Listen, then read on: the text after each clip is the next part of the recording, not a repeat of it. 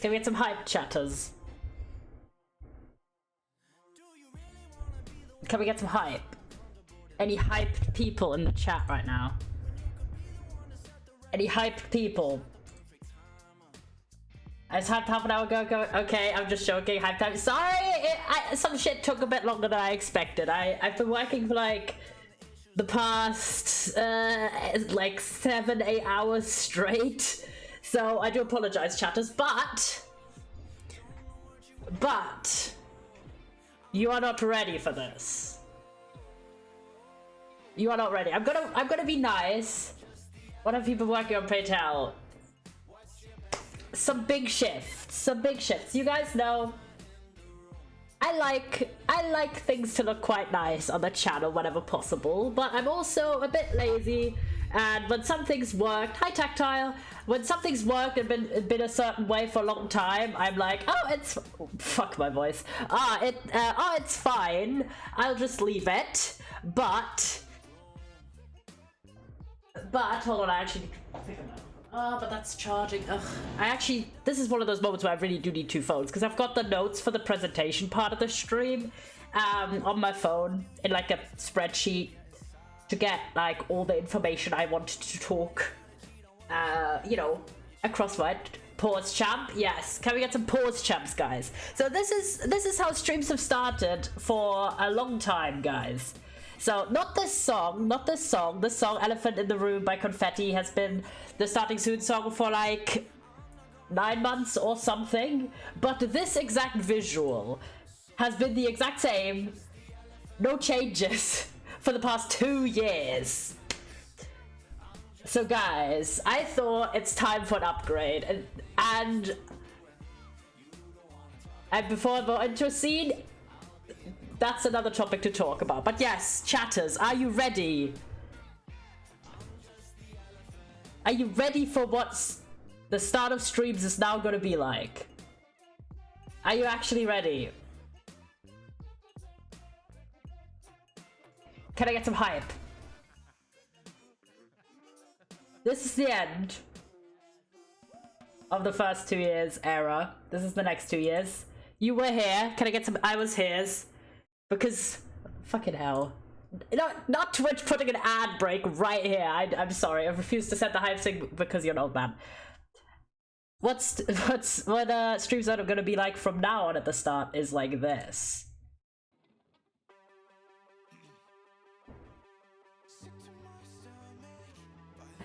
Come on, this is really hype. Come on, look at this.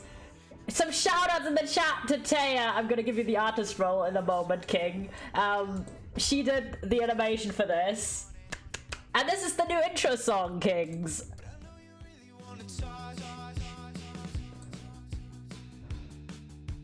Ah, it's so hype! Oh my god, I'm actually so excited. Oh my god. Taya and me have been working on this for like ages. And she told me it's done on Friday, and I was like, okay guys, we gotta pull this off on Sunday. And I hope you like the new song too. Stick to my stomach like a running machine. Talk to me.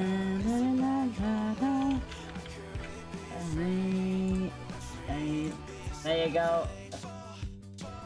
Boom. Enjoy your artist role, Taya. Thank you so much again. I'll do like all the credit stuff on Twitch later.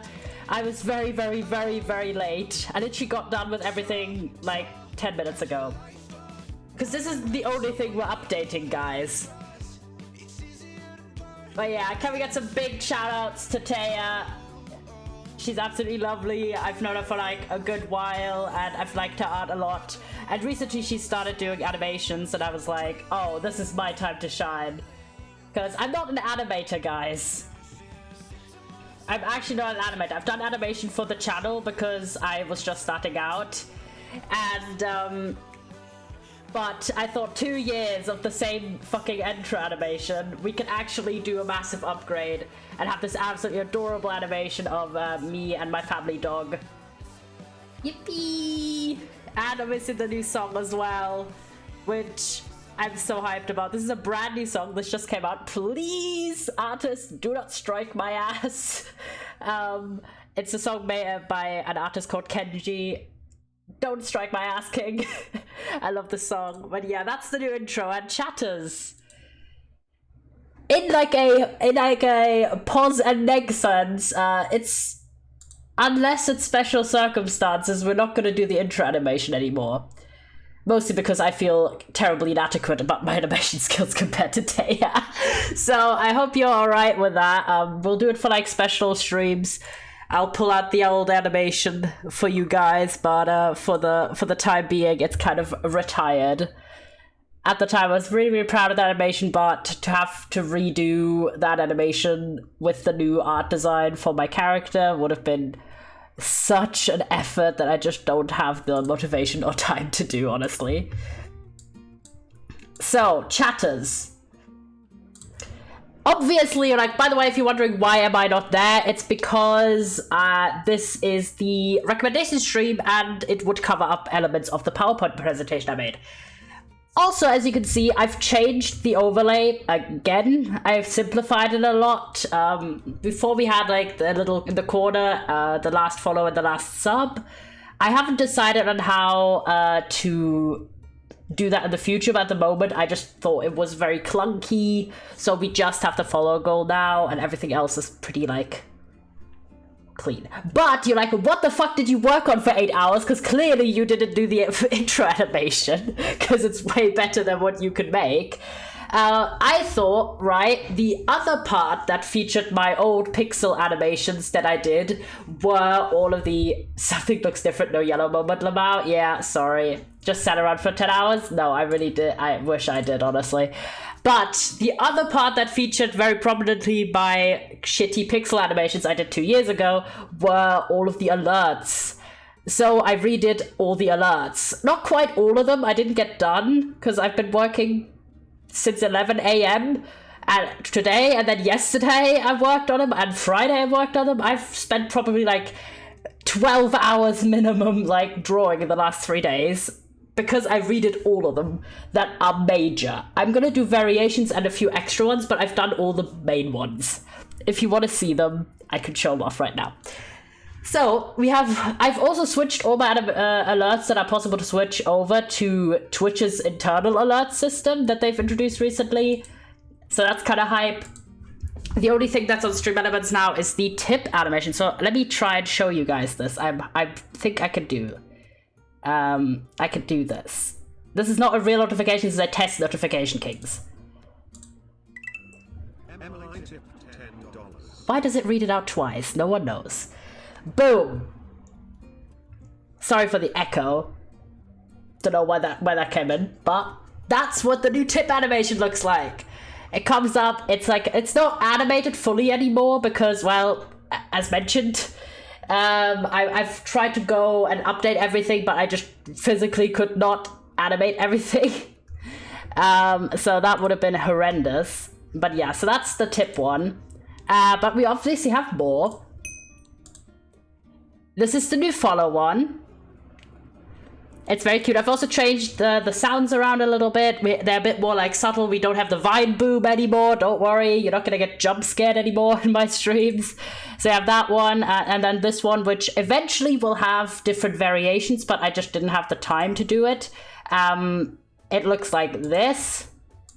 This is the new sub animation. Yellery just subscribed with Prime. There you go, Kings. Say to the other ocean, nothing. It just waved. Base joke, yeah. So this is the new little one. It's got Yellowray. Yeah, Brian doesn't know how to say my name. I know, classic Brian. But yeah, so we have that. Rip to the yellow jump scare, you will be missed. Yeah, you're no longer getting vine boomed. I've just added some more pleasant, calmer sounds, but kind of video game themed because it's really cutesy. Taya's just hyped about being able to finally talk about doing this, but oh my gosh, Taya was so wonderful to work with. Let me get her Twitter real quick because she's an amazing artist and was amazing with the work and everything. She did the whole animation in a week and was really, really responsive to all my inputs and all my like sort of questions. I gave her like some reference images and there you go. Wait, some reference images and also a little like doodle sketch of what I wanted the animation to be like, and she fucking ran with it. Like, yeah, show some love if you're looking for some really cool art or for someone to do something for you. She was incredibly responsive, and I didn't even know if she did commissions, to be honest. I was just like, oh, I like your animations, King. do you want to do this for me? And she was like, yes, of course. And it was a lovely, lovely working experience. But generally, I've always had good experiences whenever I commission anyone. But yeah, let me show you the other ones I did, which is I've done 2 more. So we also have the cheering one, which looks like this now. Boom. There he is in the corner. But yeah, as you can see, these are all like fully illustrated images, and each of these took me like 2 hours to do. So you can see where those billion hours came in that I worked on this. And this is the new raid one, which I'm very happy with. Oh, that's not what I want to click on. That one has a bit of a dramatic sound. We might turn down the volume for this, to be honest, just so you don't get jump scared. But it's like a reminiscent of the old, jump scare era. So we have the Minecraft achievement sound now for the raid, which I think is quite cute. It's all nice and themed. And as you can see, some of these do have... Yeah, that's the sound. Yeah, some of them have my family dog as well. So that took so long because I'm not very used to drawing dogs. So as in like, sort of like, not really, really cartoony ones, but more like illustrated. So that one I've done. So now we have a new cheering one, we have a new raid one, we have a new sub one, which if you remember the sub one, eventually I'm gonna make it like a little flower grows. Fuck off. A little flower and like customize it based on if it's a prime or a resub or a gifted sub, but I just did not have the time. This is the final animation, this one here. This is the final drawing I did. And there you go. Born too late to oh my god, long ass Brian message incoming. Born just in time to spam memes. So true, Brian, so true. But yeah, that one was the last drawing I worked on, and it took so long. It took 2 hours, and time was running out. That's why I was late, because I was finishing up this and making it an alert and everything. So I will add more. This new alert feature from Twitch has a lot of different subcategories, including variants. So if a certain thing has a special qualification, it unlocks a different kind of animation. For example, you can set, for example, one for Prime specifically and one for resub specifically. So as I mentioned, those I will do like it. It turns into a little dandelion and stuff, so I just did not have the time. I'll fix that at some other point. Also, they have an option for channel point redemption, but I just did physically not have the time. I did 5 full illustrations I also went to work, so it was just not possible, guys. I'm sorry, but I tried my very best to get as much done as possible, and I'm happy with what we achieved. So I hope you guys like the new stuff. So it's a simplified overlay with just the follow goal for the time being, because honestly, just everything got cluttered. Then 5 new alerts for the main ones: sub, follow, bits, tips, and raids. And also the new, thank you, King. And also the new Starting Soon, of course, and the new Starting Soon song, which is a song called Polaroid by Kenji. I found this randomly on Instagram ads. Like, I get a surprising amount of good songs from there, and I was like, this just hits. Because like when I find that new intro song, it's just like, I know it's the one. So when I heard that one, I was like, yes. But again, big shout out to Taya. It wouldn't have been possible without her, because I was honestly so overwhelmed with the idea of having to do animation again, since I'm not very time efficient with it at all. As mentioned, the little intro animation I made with the bar that you will now no longer see very often, it took me 8 hours to animate 8 seconds. Like, I'm not a very fast animator, and so hiring someone with a lot more professional experience, it wouldn't have been possible. yeah, no, it would not have been possible without Taya to do a new starting soon that looks this good. Like, just to show you again, like, come on, this is so adorable. And again, she did such a wonderful work, like, such a wonderful. I don't even know. I'm genuinely still speechless about this because I was just like, I reached out on a whim because I liked her art, and I was like, hey, do you want to do this? And she was like, oh my god, yes. And it's been really, really lovely to work with her. So again, if you're looking for anyone to illustrate something or animate something for you, Taya is definitely a wonderful artist to work with a very fast turnaround. Because she said to me at the start, she was like, I'll have it for you in a week. And I was like, oh, and she did it. She actually did it like exactly in a week, which is crazy. So big shout out. But yeah. So that was like the sort of new bits and bobs of the stream talk. I still am planning to update further things. As mentioned, I didn't get all of the alerts done. I just didn't have the time to do more than 5 full illustrations in the span of like 2.5 days and also go to work. And also I have like other plans for like maybe the overlay to be different. Guess what? It's your birthday today. Yo, can we get some hype for James's birthday? Joining the 24 club. Let's go. This is kind of hype. It's on your birthday. Yo, that's sick. Like all this new stuff is on your birthday. That's really exciting. Not a child. You're still not a child when you're 23. But okay. Chatters. Chatters are mine. So now that we've done all of our... I'm gonna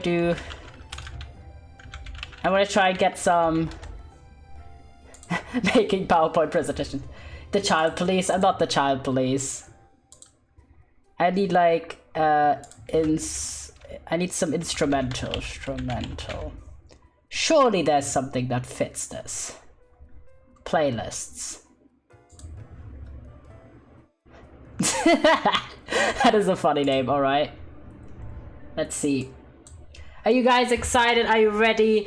Because you guys did a little form for me where I asked you what kind of media you like to have, and I've recommended you stuff based on what you set out. And I decided, obviously, classic me, to do the reveal of the results in the form of a PowerPoint presentation. Well, it isn't actually PowerPoint, but you know what I mean. At this point, saying PowerPoint presentation just means a slideshow presentation, even if it's not done in PowerPoint, because fuck PowerPoint. So here it finally is, my rec list for you guys. You wanted books, TV shows, movies, and video games. This is what I came up with. Boom. Hello. I just think it's funny to have an introduction slide even though you're already here. So every person who sent in a request is getting a selection of answers to delight and entertain. So whenever possible, I've given more than one recommendation where... Hi Tactile, hi. Hi Foolish Fan. Wherever possible, I've given more than one recommendation, but if there was only one thing that fit what the person was looking for, I've only given one. So some of these were very tricky. They were kind of like puzzles, but I tried my best to find something that fit what you guys were looking for. Sometimes it was basically impossible though, so I kind of took some liberties at times. I hope you forgive me. But I feel like some people definitely selected whatever, like, just from the choices, and were just like hyped to see what I came up with. Like, even if it was a challenging question. I will not forgive you for taking any liberties on mine. No, I did not need to take liberties on yours. Yours were very simple. But these are largely in chronological order of when people submitted. I've put the first person further down the line because I know they are not here at the moment. So, can we get some yumps? We're gonna dive right in. Are you guys ready for how I've done this? Because I'm very proud of this thing. I've worked like 6 hours on it, so yeah. And I've got like my little notes as well, so I can give you like the descriptions of the plots. What kind of cursed stock photo is this? I don't know. It came with the presentation things, with the presentation template, basically. Shout out Canva for the presentation templates. It was absolutely wonderful to use. And honestly, I'd say just make a presentation in Canva instead of in PowerPoint at this point. It's just a lot more user-friendly, but okay. So I've given you guys quite a bit of time to do this at this PowerPoint in time. So true. I've given you guys a lot of time to submit as well, but the submissions is obviously closed now because it takes a long time to make this presentation, so no last minute additions. And on my little notes, I've also got the plot descriptions for everything, or the game description. So I will read that out, and also I've kind of taken notes if I have personally watched, played, or like read this medium, and also any additional information, for example, if it's on a streaming platform, etc. So I've tried my best to give you guys as much information as possible, but of course, you and everyone else, for each individual request, do look up what is recommended by yourself. Like, I'm not gonna have every bit of information available right now. But yeah.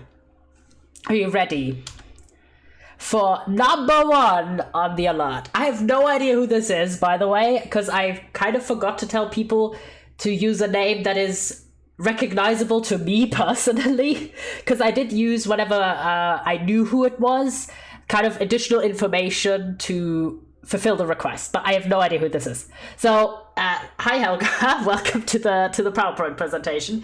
It's your turn. And so this is kind of my little layout.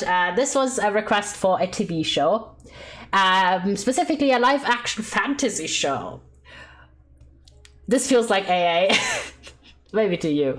And so I've chosen, for some reason, Helga gave me like goat vibes, so I chose a little cute goat as Helga's little image. So Helga wanted a show that's finished with 20 to 30 minute episodes that's 4 to 5 seasons long. Helga gave me goat vibes. Yeah, like greatest of all time. Obviously.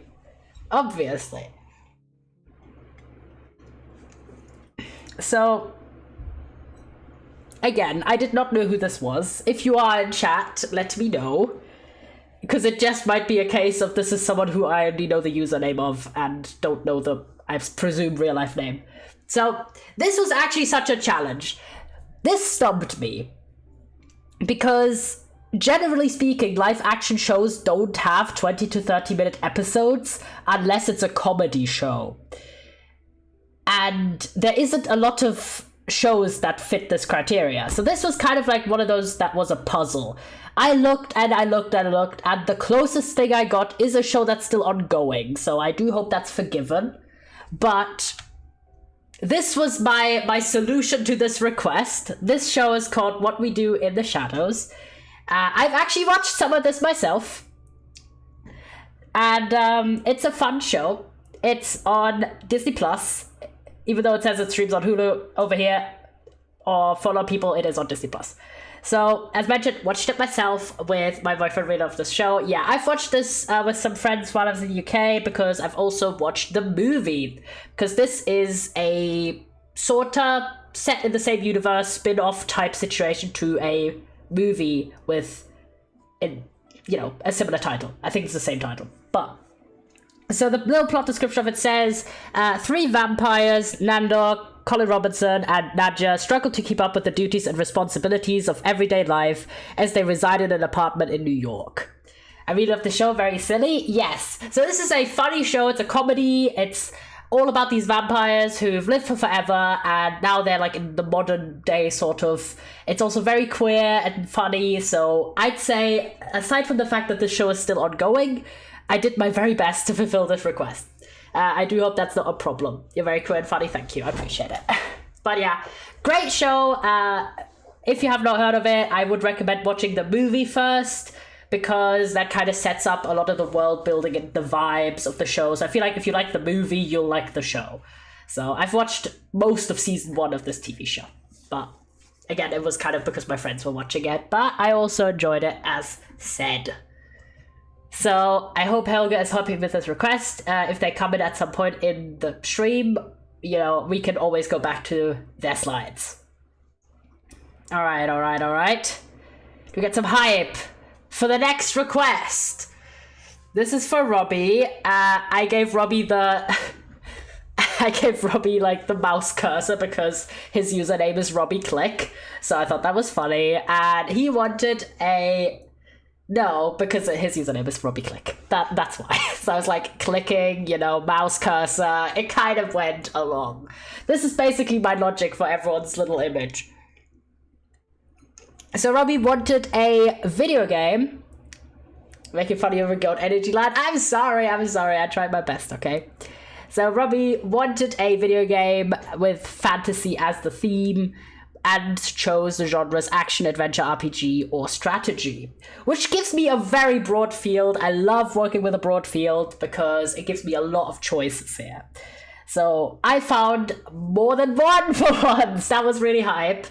Why does everyone have such a heart for fantasy? I mean, such an interest. I don't know. There was a lot of people who wanted fantasy recommendations, to be fair, which I took to kind of just go in very different directions. Like, all of it has fantasy as a core, but it isn't necessarily what you think of when you think fantasy, which is kind of like the massive worlds and like crazy fucking like high society drama and like this massive world, but like it isn't all like that. So I hope even people who are not necessarily into that type of fantasy will find some of these recommendations fun and hype. So are you excited for Robbie's recommendations? Obviously he's not here right now, but if he were, hopefully he's hype. Low fantasy, good. Yeah, kind of like, for example, urban fantasy is a good one, or like supernatural fantasy can be fun. So yeah, lots of options. So first off,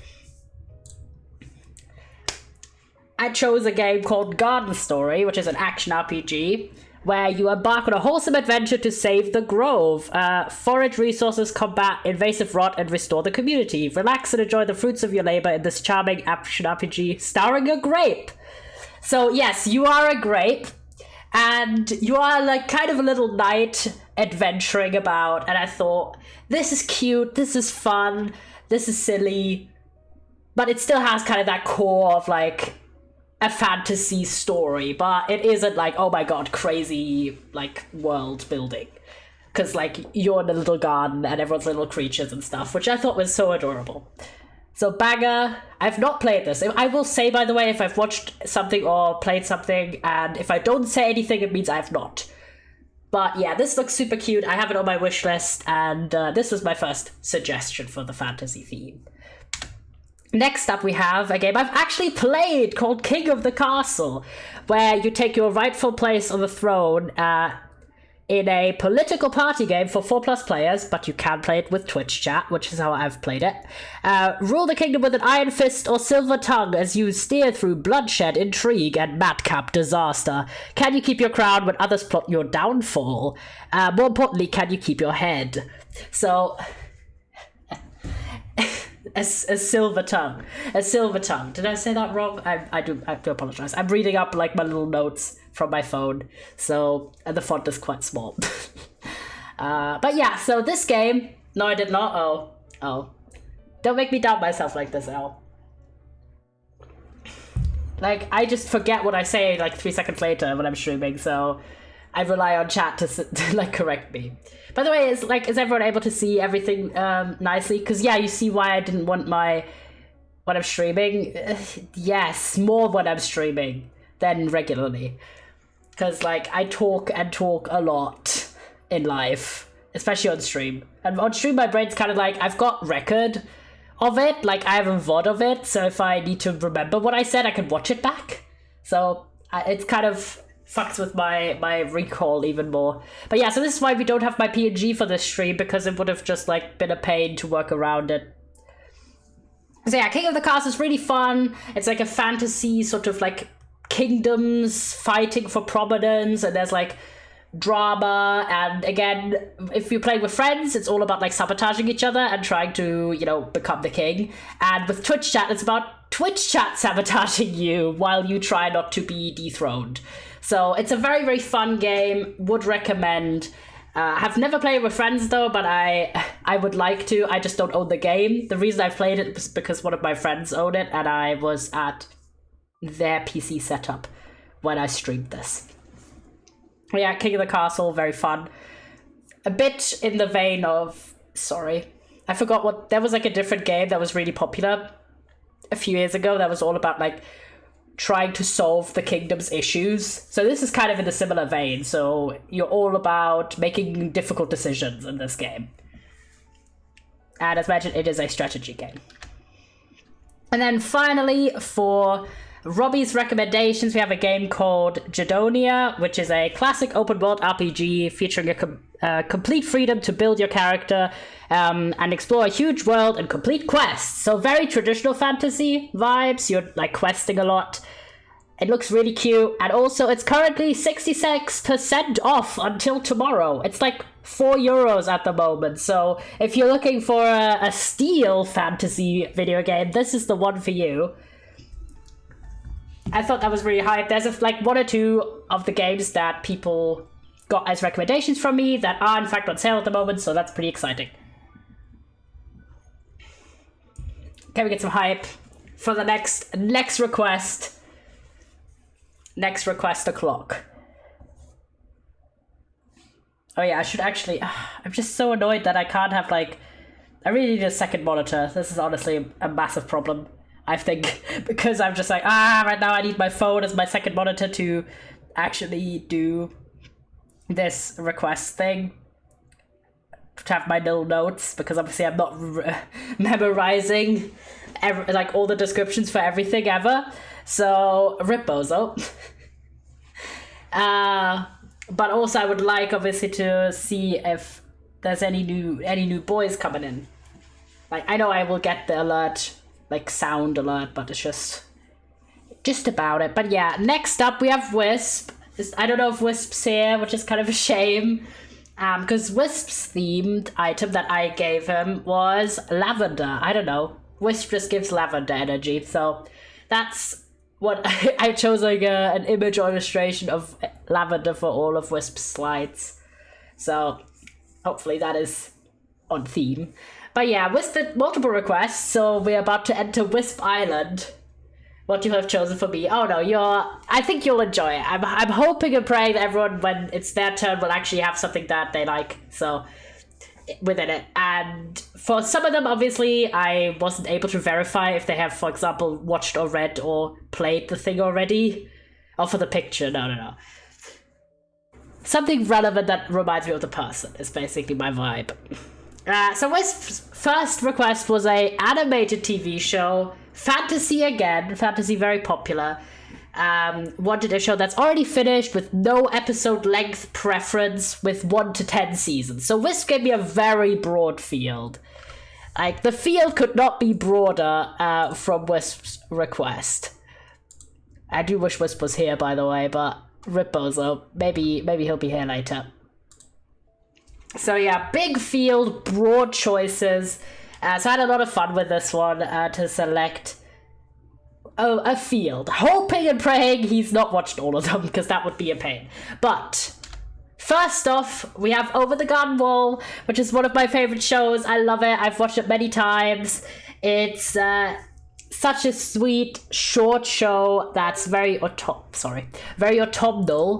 So if you're looking for something to watch and you've never seen it, definitely watch it. It's such good vibes. It's the description says as follows: on an adventure, brothers Wert and Greg get lost in the unknown, a strange forest or adrift in time. As they attempt to find a way out of the unknown, they cross paths with a mysterious old woodman and a bluebird named Beatrice. So it's currently on Hulu apparently, which is very strange, but you know, Hulu moment, I guess. And it's a wonderful show. It's lovely, but this is definitely where I took a bit more liberty with the concept of fantasy, because this show is kind of fantasy in the sense that fantastical things happen. Not that there's like, I don't know, mythical creatures that much. There's a few mythical creatures, but generally it's just fantastical in vibes, which I still think qualifies. So let me live. Alright, then next up we have Infinity Train, which I've watched exactly 1 episode of. Rip, I've watched like episode 1, because I've been meaning to watch more of it, but I think that's the one that's publicly like just on YouTube. And it's a anthology show about various people finding themselves on a mysterious train with an endless number of carts, each one being its own universe. They have to find their way home. That's the premise. I've seen so much good stuff about it, so even though I've only had the pleasure of watching 1 episode, I put it in this recommendation section here. This is another one where it's like, it's kind of sci-fi fantasy, but I feel like it still qualifies. And yeah, I chose as well to do episode numbers because I feel like that's kind of equivalent. Hilbert's Hotel, the TV show, kind of, yeah. It's very much a mix of vibes because, as I mentioned, it's an anthology show, so different storylines are happening all the time. Alright, then show number 3 is Amphibia, which is on Disney+. I've watched like maybe 10 episodes of the show. It chronicles the comedic adventures of 13-year-old Anne Butcher. I never know how to say her last name. Anne, or just say Anne, who, after seeing a mysterious music box, is magically transported to the world of Amphibia, a wild marshland full of talking frog people. With the help of an excitable young frog named Sprig, Anne will transform from monster to hero to discover the first true friendship of her life. So, as much as I've watched like a bit of this show, it's kind of new age. Like, it's a relatively new show-ish, and that only recently finished, so, you know, kind of hype, and definitely more in that, like, fantastical things are happening, because, you know, she goes to a different world and stuff, which is kind of hype. So, very, like, adventure time energy I felt from what I've seen of the show. Alright, next up, we have The Owl House. I feel like you can't do a fantasy animated TV show recommendation without putting The Owl House in. I have watched only season 1, so no spoilers. I've been meaning to continue watching it. It's on Disney+. Disney Plus is definitely the one I think that has the most of the recommendations I've done, completely unintentionally, so I guess this is my side to say, get Disney Plus, I guess. At least me and my family at the moment have it on like a crazy I'm here but I'm late haps. Hi V. Don't worry, I started late anyways. I'm still annoyed about that, but I just wasn't done with the art on time. I do apologize. Haps. Yeah, but yeah, The Owl House. So, self-assured teenager Luz stumbles upon a portal to a magical realm where she befriends a rebellious witch, Ida, and a tiny warrior king. Despite not having magical abilities, Luz pursues her dream of becoming a witch by serving as Ida's apprentice. People, hey, I made it. Yo! Based. So yeah, I've watched season 1 of The Owl House. I've been meaning to continue it. It's really cool. There's friendship, there's drama, there's magic. It has a crazy season 1, like, final episode. So I do want to continue watching it. I hear about The Owl House, but I haven't watched it yet. So yeah, like, for a fantasy recommendation, I think this is quite a spectrum. So if you're looking for sort of a more linear show, you could go for something like The Owl House. You want something more a bit Adventure Time style with plot, but also a lot of just adventures and fun times. Amphibia is your way to go. Infinity Train if you want a lot of different stuff. Over the Garden Wall if you just want a little treat for yourself, especially the autumnal months. If you've never seen it, I highly recommend it. I always rewatch it when it's autumn time, so that's really hype. Hype. Alright, going on then. Oh, Toby, you're here. This is why I slotted you in. Good in time, so because Toby was originally number 1, but he told me he's late, so I slotted his for later down the line, and perfect timing. So Toby wanted a movie, live action, that's romance, but only 60 to 90 minutes long, which was surprisingly challenging, I have to say, because a lot of movies like to be longer than 90 minutes. So, if they have live action. So, this was a quest moment. And this is a moment where I also didn't actually see any of the movies I'm about to recommend. Why do you want such a short movie? Because his ass does not have attention span. This is what I'm saying. I took his answer away. No. Yeah, he has a short attention span, so he wanted something quick. Which, fair enough. Sometimes you're just in that mood. But yeah. May I recommend shows? True, yeah, he wanted a movie though. Let him have it. So yeah, I chose The Silly Cat. I chose The Silly Cat for you, King. I hope you're enjoying it. So these are my recommendations. I'm here to judge everyone, okay? So number 1 is a movie called Blue Jay. It's currently on Netflix, and it's about 2 former high school sweethearts who unexpectedly reunite in their old hometown. But then they rediscover their magical bond and face shared regret. Also, this movie is entirely in black and white, but it's from 2016, so it's like a modern black and white movie. It looked really cutesy, good vibe, you know. Sounded good. Have not seen. But I've put it on my watch list now because I love a good, like, rom-com, romancy kind of vibe movie. Big vibes. So I tried to give, like, a little, like, keyword that summarized the movie. And I really like the idea of someone, like, reuniting with their high school sweetheart. I think that's really cute. Alright, next up, we have a movie called Once, which is about a girl meeting a boy in Dublin and helping him to put together a demo disc of his music performances, and then they fall in love and portray their love through song. Which I know, Toby, you like musicals, so I thought this movie would be bang on for you. So both of them are musicians, they both write songs, that's so cutesy. I was like, holy shit, hit it on the nail right now. Music, let's go, yeah, this one looks so cutesy. Banger. You might just have to rent it though, because it's not on any of the streaming services. RIP. But I was just like, this is just shouting it. So like the Avril Lavigne song, but without the first part, yep. I play music sometimes, haps, Dublin, Ireland, yeah, it's set in Dublin.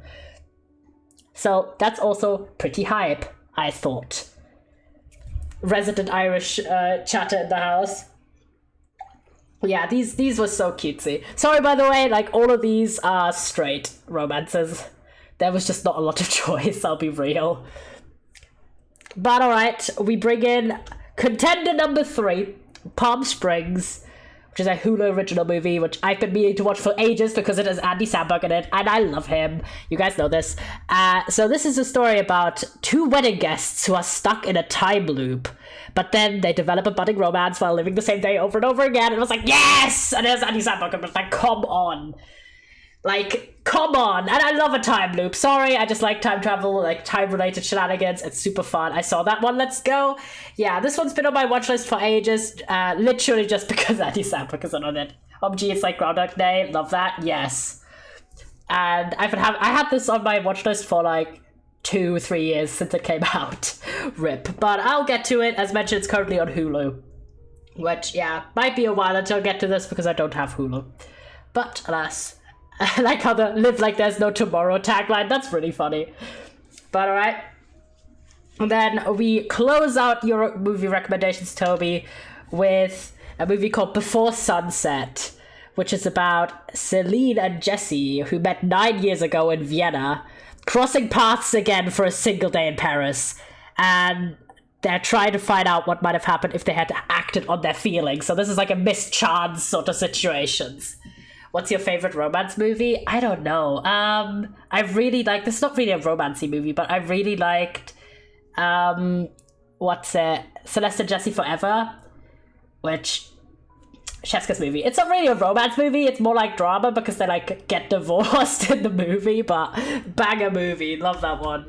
Eternal Sunshine of the Spotless Mind, I've never seen it, so I can't answer it, sorry Al. Also, your ass is not lecturing me on movies you've not seen, because every time I mention any movie ever, you've not seen it, so like... But yeah. But I like Call Me By Your Name, people giggles. Oh my god, you should see it for sure. I will, it's on my list. So yeah, these are the movies, kind of, if you're looking for like some sweet vibes, if you're looking for some funny, some science-y, some sad, I feel like this covers it pretty well. Unfortunately, only one of these is really easily accessible because it's on Netflix, which is Blue Jay, but I'm sure you'll find ways, guys. I hope you liked the recommendations, Toby, and it seems like you didn't know any of them, which is exciting. Yippee! I was generally quite worried that I would just recommend stuff that people had already seen, but especially if I didn't have additional input, but yeah, so this was Toby's. Now we are back on Wisp. We're back to Wisp again because Wisp also requested a fantasy video game. with basically every genre applicable, any genre, like, except casual. So it was action, adventure, RPG, strategy, or simulation. So this gave me a very big, broad field to pick some silly games for Wisp. So the first one I chose is a game called Wild Mender. It's a desert gardening survival game where you start from a tiny spring and cultivate a blooming garden. You explore a vast world amidst the sands and uncover its mysteries. Can you defend against the relentless force of nature and mysterious wraith corruption to bring life to a dying world? So this is kind of more like there's like a mysterious thing. Hello peeps, hi Alex. This is more like a mysterious drama is happening that is just Brooklyn Nine. Okay, fair enough. So yeah, this is really cutesy. You're slightly peeking, sorry. I'm just excited. Let me live. But yeah, so this is my first one. It's a survival simulation game with more that, it's like a nature game, but there's like a corruption kind of hype. It's about mic settings, yeah, but because I'm lazy and I don't know how to set up my mic properly. But I've survived this far, so clearly it's not that much of an issue. So yeah, that's game number 1. Nothing more to say. It's cute. I have it on my wish list as well. Game number 2 is a game I actually own but haven't played yet, called Spellcaster University, where you develop a prestigious university of mages. You build rooms, train students, fight orcs, slay the bureaucrats, manage your budget, and direct as life is not a quiet one. Keep reading the descriptions you put as if they were the name. That's the name there for strategy simulation. Yeah, it's a game where you run a magic school. So I have this in the back pocket. It was like a free Prime game at some point. So this sounded really cutesy. You manage the school. There's battles. There's magic. So classic fantasy vibes, I thought. All right, are you ready for game number 3? I love magic, haps. So true. So true, V. Game number 3 is called Pew Pew's Adventure Park. It's about building an adventure park. I know, crazy. It's a management sim game where you play as the Pew Pew clan that has just rented a new playground for dark goblins. You manage the park, construct park facilities, and grow your clan to serve the expansion of the park for hero customers summoned from other planets. Cool idea for a follow-up stream. It's a joke idea, would be very funny. Okay, DM it to me. Yeah, so this is really cutesy. It's like, it's set in a fantasy world and your like the customers and everything is fantasy creatures, but at the end of the day, it's a like park management game. So I thought that's really cutesy.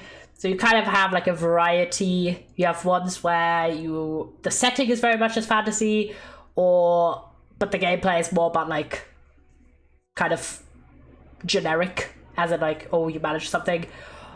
Or you have Wild Mender, which is like if you just want to run around and be kind of crazy and silly. So I thought these were quite a nice little selection. Pew Pew's Adventure Park is in early access at the moment, but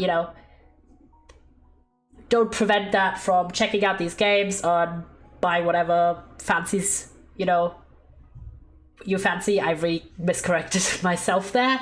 Sometimes I just start a sentence and then the reason I sound kind of weird sometimes when I talk is because I start the sentence and then I make a mistake speaking and then I'm like trying to correct it without it being super obvious that I've just made a complete error. But it happens. Don't prevent that from checking out the game. Yeah, I meant to say, don't like let the fact that it's an early access game prevent you from checking out the game. Yeah, I just knocked the microphone, sorry. Sorry. I got a bit flustered. Let me live. Alright. These were Wisp's game recommendations. I really wish he was here, but, maybe he'll be back later and we can show him his slides. Sent you my idea? Okay, let me check it out, because we're not hurrying. TBH.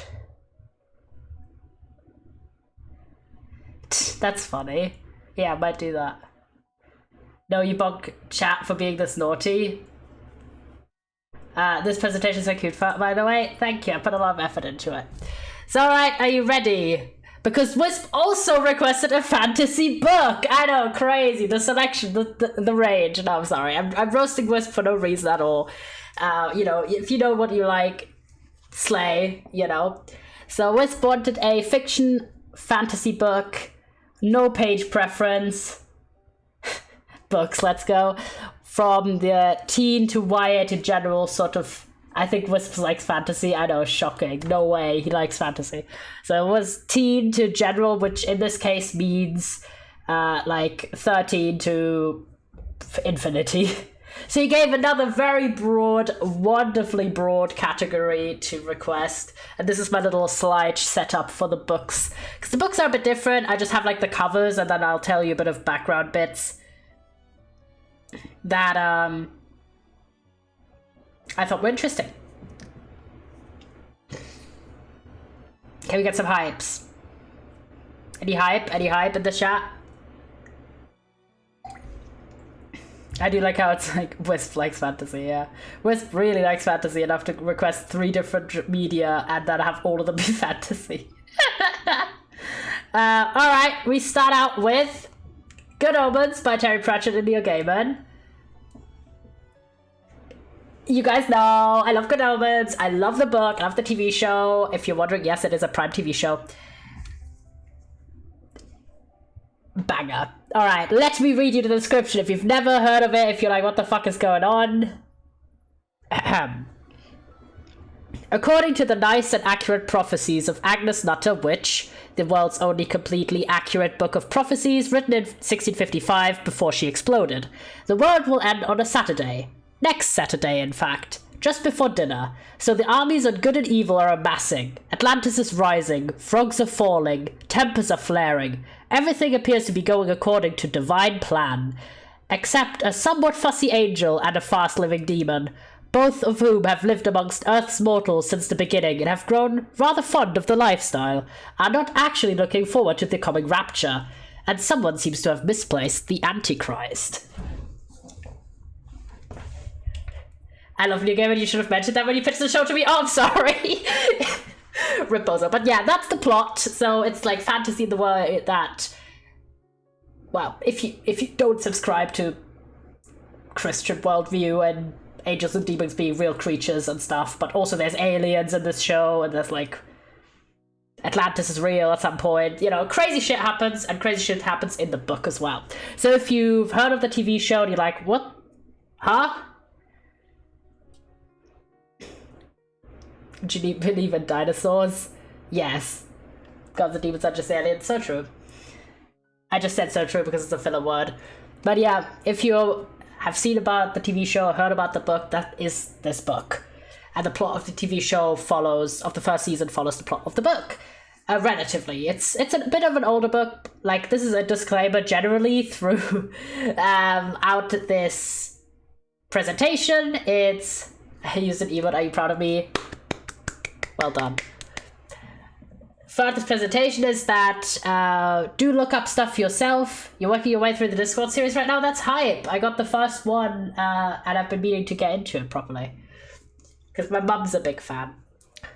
So yeah, general disclaimer, do look up whatever I recommend, either for you or another chatter, like before you dive into it. Like look into any like subject or topic warnings if that's something that is important to you or there's stuff that you are wary of. Always look stuff up, especially for the ones that I've personally not watched or read or played. Just blanket disclaimer here. Good Omens, the book, is from the 90s, so on a few things it's a little less progressive compared to the TV show, but it's still really progressive for the time. But keep that in mind. Very good, very funny book though. Really, really good writing. Next up, there's a Slender book. Yes, there is a Slender book, for example. But like, if that's stuff that bothers you, I'm just saying, like, it's a... What's it? It's like a... Just look out for stuff. Yeah, exactly. Look out, like, on Storygraph, look out, does the dog die? Like, there are resources out there that can tell you very specific trigger or content warnings for various subjects. So, just do your research, kings, because I would hate for you to dive into something unprepared. But yeah, next up, we have Nimona by Andy Stevenson, which is a graphic novel and was also recently turned into a Netflix movie, which I've watched and loved. So this is another one where you can also watch the media adaptation or you can read the book. In this case, read the graphic novel. So this book is about Nimona, who is an impulsive young shapeshifter with a knack for villainry. And then we have Lord Ballister Blackheart, who is a villain with a vendetta. As sidekick and supervillain, Nimona and Lord Blackheart are about to wreak some serious havoc.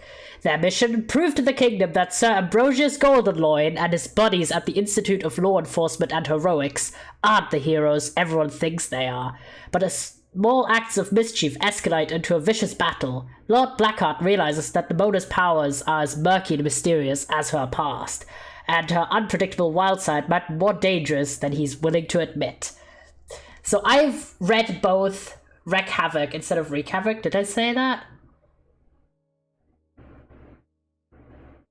Where was that? Oh yeah, I did say Wreak Havoc. How many books are there, Haps?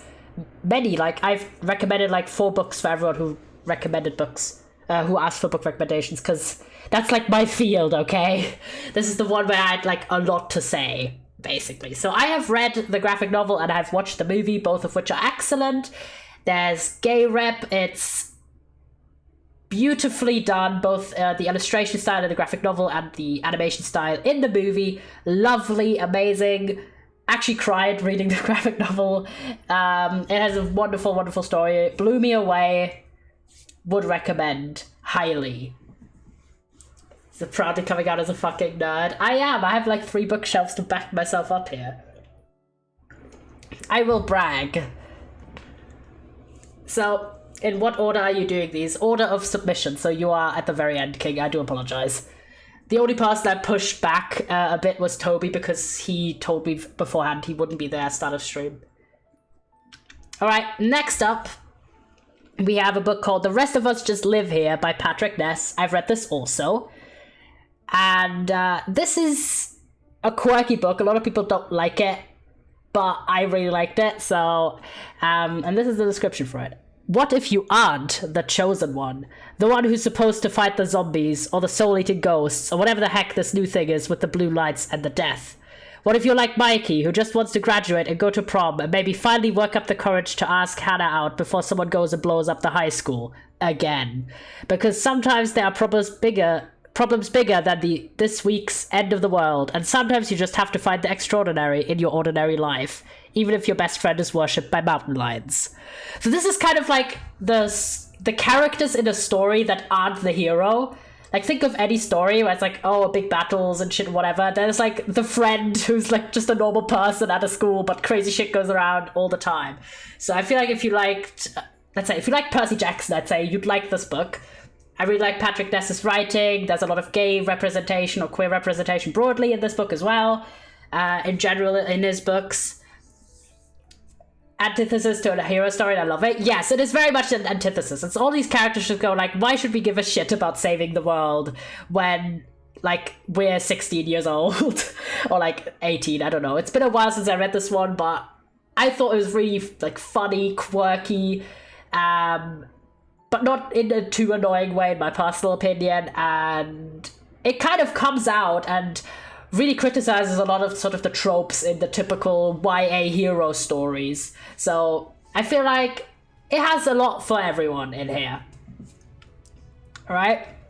And finally, in the fantasy category, this is a recent read of mine, The House of the Cerulean Sea by TJ Klune. This was massive a few years ago on like the book side of internet places. But I only read it a few weeks ago, and I really loved it. I adored it. I read it like 2 days. It was wonderful. And this is the plot for it. Linus Baker leads a quiet life. At 40, he has a tiny house with a devious cat and his beloved records for company. And at the department in charge of magical youth, he spent many dull years monitoring their orphanages. Then one day, Linus is summoned by the extremely upper management and given a highly classified assignment. He must travel to an orphanage where 6 dangerous children reside, including the Antichrist. This is another book with the Antichrist in it, you know, don't question it. At the orphanage, Linus must somehow determine if they could bring about the end of days.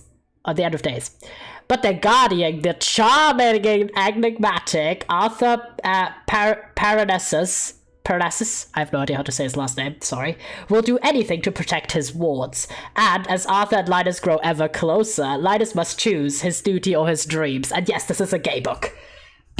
Can I have some yays? This is really good. This, like, found family is big. It's so beautifully written. They both die at the end. It was very popular for a long time. People are cute. I've read that one. I love it. Yes! Banger book. That's technically also fantasy, if you will, yeah. Would classify here. But yeah, The House of Serenity, if you've not read it, it's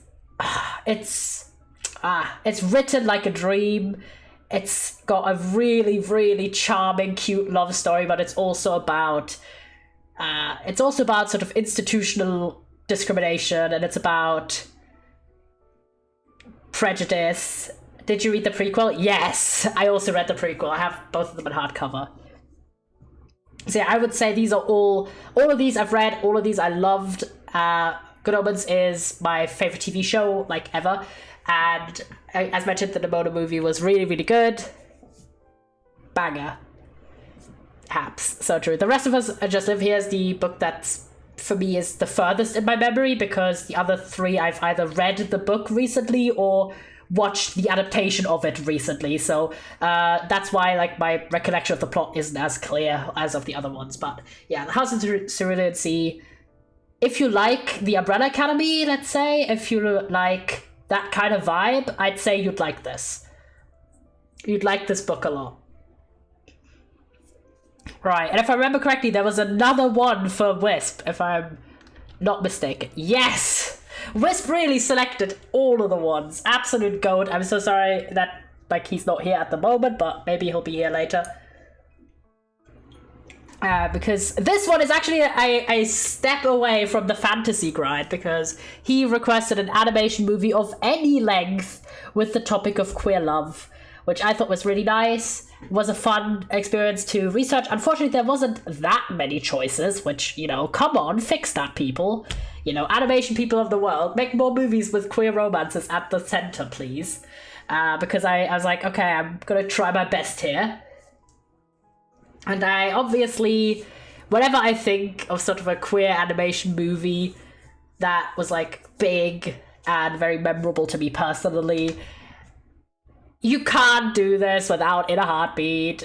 You know, any 2017 people, like, I think have watched this. It's a short film that's on YouTube. I've watched this back when it came out. It's very, very cute. So it is on YouTube for free, so you could just watch it if you want. It's a story about a boy who has a crush on another boy and is too shy to confess, but his heart is not so reticent. So it's so cute. It's adorable. I'd forgotten about that. Yes, it's such a cute little film. It's... Hello, Robbie, we've passed your slides already, King. We could go back, though. Chat, as I mentioned, if someone does show up who hasn't been here earlier in the stream, when their recommendation was here, we can always go back. Hi, Robbie. But yeah, so you chill with me going back for a moment to Robbie's slides. Oh, Robbie's slide, because we already had one. Yeah, alright, let me just... This is how you see the magic going backwards. There you go, Robbie! This was yours! I hope you enjoyed the slide. Yeah, of course. Yeah, so these are the games I picked for you. You requested a fantasy video game from the action, adventure, RPG, or strategy categories, and I chose 3 games. Garden Story, King of the Castle, and Jadonia. Jadonia is currently 66% on sale, so I hope you're happy with this. If you do want to hear me, like, talk more about it, just watch the VOD back. I'm not going to have everyone else sit through everything twice. But yeah, this is your little slide. You can also screenshot it if you want it as reference. You play as a grape? Yes. I should really get Xbox Game Pass back. I played Garden Story and it's on there. Yo, that's hype. So that was at least sort of in the realm of what you were looking for. But yeah, I mentioned that I've only played King of the Castle out of these 3, but had a really nice time with it. Your suggestion sucks? No, it's good because it's something that he already played, that it's good, that I got the taste correct. So yeah, King of the Castle I played personally on stream. It was really fun. You can play it with your friends. It's kind of like a party type game, but you can also play it with chat.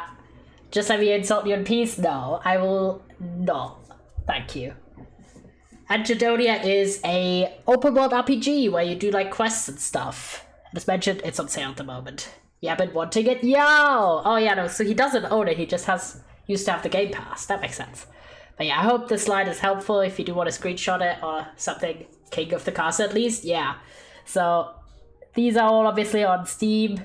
I'll try to insult Yellow, no. No. I know that's... How was I? Yeah. Very fun games all around. Only play King of the Castle these. But the other two look very cutesy. I have them on my wish list. Alright. We go back through the world to go back to Wisp's question for movies. Because, yeah, in a heartbeat, very cutesy. If you do want to watch it, it's free on YouTube, so this is like the most accessible media recommendation I'm making today. But next up, we have a movie called Flea. It's on Hulu, and it tells the story of Amin Nawabi as he grapples with a painful secret that he's kept hidden for 20 years, one that threatens to derail the life he has built for himself and his soon-to-be husband. So, from what I've read about this movie, it's about the character having fled from Afghanistan as a child, and that's like the secret that he's keeping, and that's sort of been being a challenge while he's trying to just, you know, enjoy his life with his fiance. Looks really cute, interesting story. Came up when I was looking for movies about queer love. So it's mainly about, when are you doing that mini motorway stream? I've played it on stream during the subathon, but I might do another stream of it sometime, yeah. Don't know when yet. But yeah, this movie, while it has, like, the main story is about, obviously, Amin sort of struggling with this past, it's also very, like, sweet and has the romance between him and his fiancée, so I feel like it qualifies for the queer love aspect. So yeah, it's on Hulu at the moment. Have not seen that one, but it is on the watch list. Yeah, how you see the bottom of the barrel, I have to like scrape to find something that actually sent us any queer characters in animation, at least in full-length animations or, you know, major releases. Well, not bottom of the barrel, I say that seems insulting. I just mean there was less choice than I would hope for there to be in the future. So, you know, hopefully there's some more movies that feature sort of that set of characteristics. Because the third movie I chose is a very underpromoted Strange World movie from Disney, which I did not know was that explicitly gay, but apparently it is. So it's about 3 generations of a legendary family of explorers who find themselves in an uncharted land with strange creatures. And if they want to survive from the numerous dangers, they must bridge their differences and work together. It's almost like people are still widely disliked. Yeah, that's so true. But yeah, so I've read when I was researching these movies. I've not seen this one yet. It's on Disney Plus because it's a Disney movie. But apparently the son of the family has like a prominent story about having a crush on his friend. So seemed appropriate. But as mentioned, family dynamics, so secret past and first love. So In a Heartbeat is the only of these movies that's like 100% just focused on a romance, whereas the other two kind of have it as like a combined plot. So it goes from most focused on romance to least, basically, in the order of presentation. So because Flea obviously has the main character and his fiancée and their life together as a big plot. But yeah, so these were my little choices for Wisp's movie request. I do hope he pops in at some point so I can do my little recap for him, because he did so many requests and normally he's here. But shout out. And next up we have Nabbit. And to remind myself of how to say it, I've given Nabbit a rabbit. Nabbit's request was also a video game, and specifically puzzles, but casual puzzles. That's a good one, at least for my opinion, Strange World, and I did watch it in theaters. Yeah, I've got my to watch list. So it's on the list. We'll get there. So yeah, little buddy down in the corner. Don't you mean you gave Nabbit a rabbit? Sorry. Yeah, Nabbit, rabbit. Yeah. So that's why Nabbit gets a rabbit. Because honestly, I couldn't find any cute pictures of the character Nabbit. So, because he looks a bit, you know, particular. More it was like the quality was really terrible of like all the pictures I found, so I just chose a rabbit because it's cute. Alright, recommendation number 1 is called Locomotion. It is a steamy railway puzzle. Hi Froggy, how are you, King? An alien stole your gold, you've got to chase them into space to get it back. Whole wagons, flick switches, and reclaim your lost gold through 51 increasingly tricky levels from home on the range to the final frontier. So yeah, this is a trains puzzle game! I love trains! So I was like, yo, this is sick. This looks really cutesy, it's kind of isometric style. So that's the first choice here. Because it was very nice to just go based on mechanics rather than necessarily like theme. So I think it's like, I would describe it as isometric. It's like a little cube and stuff. So maybe it's not. I might be misusing terminology because like, I get nervous since you're like a real developer out. So I was like, maybe this is not the term to use, but you know, I think. I swear to God. I'm sorry, I just get like, self-conscious sometimes if I like am lying on accident. So if so, I tried. Okay, it's a cube. It's a cube puzzle.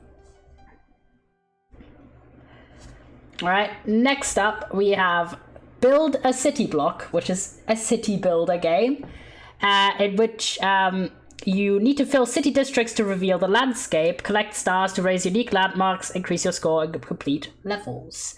It's very cutesy, it's like a little pixel arty game, and it's currently 33% off.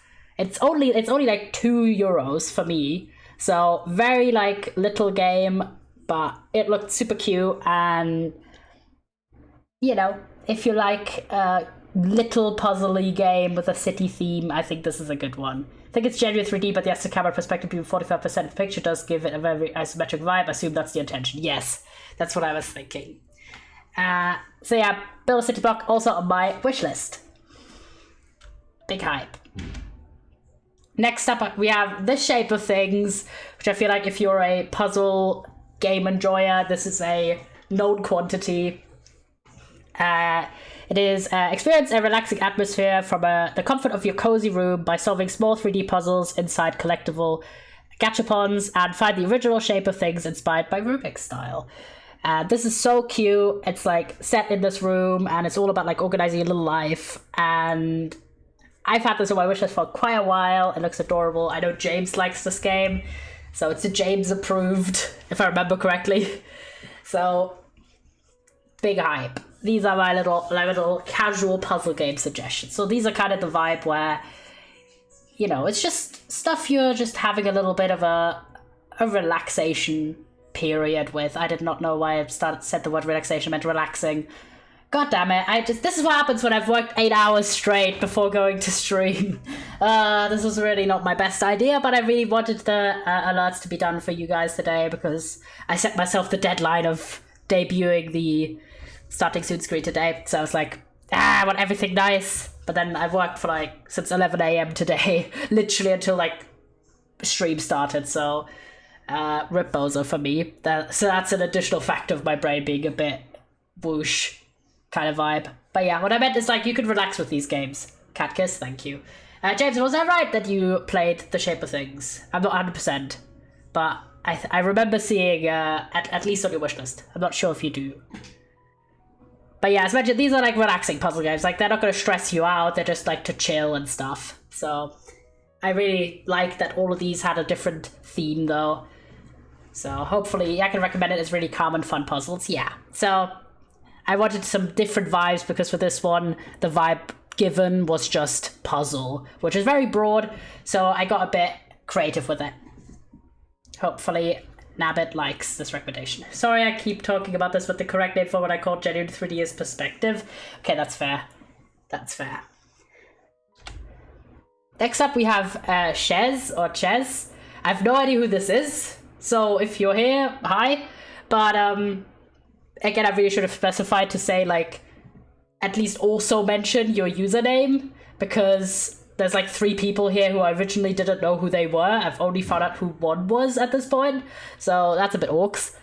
But Ches requested some dystopias, fictional dystopias, 300 to 500 pages, with no preference on the age group. So I thought I could go really basic and request like the most like popular dystopian books ever, but you know, you can read any fucking recommendation list for that. If I just like recommend 1984, that's it. So I picked a few ones that are a bit more different. I've also read most of these again. So are you hyped for some more books? Haps, some books. Any book enjoyers in the house? Yes, book time. Book enjoyers in the chat. Any book enjoyers? Mod check.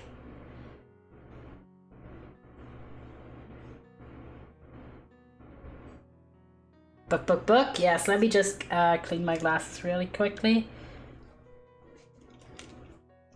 There we go. Already said I'm a book enjoyer. That's so true. So I was like, okay, I'm not going to go super basic, because even though I've read a lot of the most sort of well-known dystopias like 1984 and Brave New World and Fahrenheit 451, I was like, okay, that's kind of boring. So I've got to pick out some more unique ones, hopefully. Taking the single book enjoyer slot. Yeah, no other book enjoyers allowed. Sorry, books can be good. I like books a lot. So number 1 is another Patrick Ness book. This one I have not read yet, but it's on the reading list. I really like a lot of his books that I've read previously, as in like all the books I've read by him I've liked. So this seemed promising. It's called More Than This, and the description of it is very mysterious. It says, except for books, any book enjoyers in chat, and said not anymore. Feels erased. Sorry. Oh, yeah, because I didn't say any more book enjoyers. Oh, sorry, King. Sorry. But yeah, the description for More Than This goes as follows. A boy drowns, desperate and alone in his final moments. He dies. Then he wakes, naked and bruised and thirsty, but alive. How can this be? And what is this strange, deserted place? As he struggles to understand what is happening, the boy dares to hope. Might this not be the end? Might there be more to this life, or perhaps this afterlife?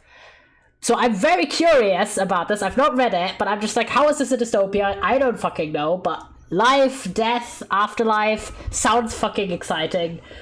Very hyped for this personally, so I thought, you know, if I'm intrigued by the concept of how this is a dystopia, Ches might be in fact also interested.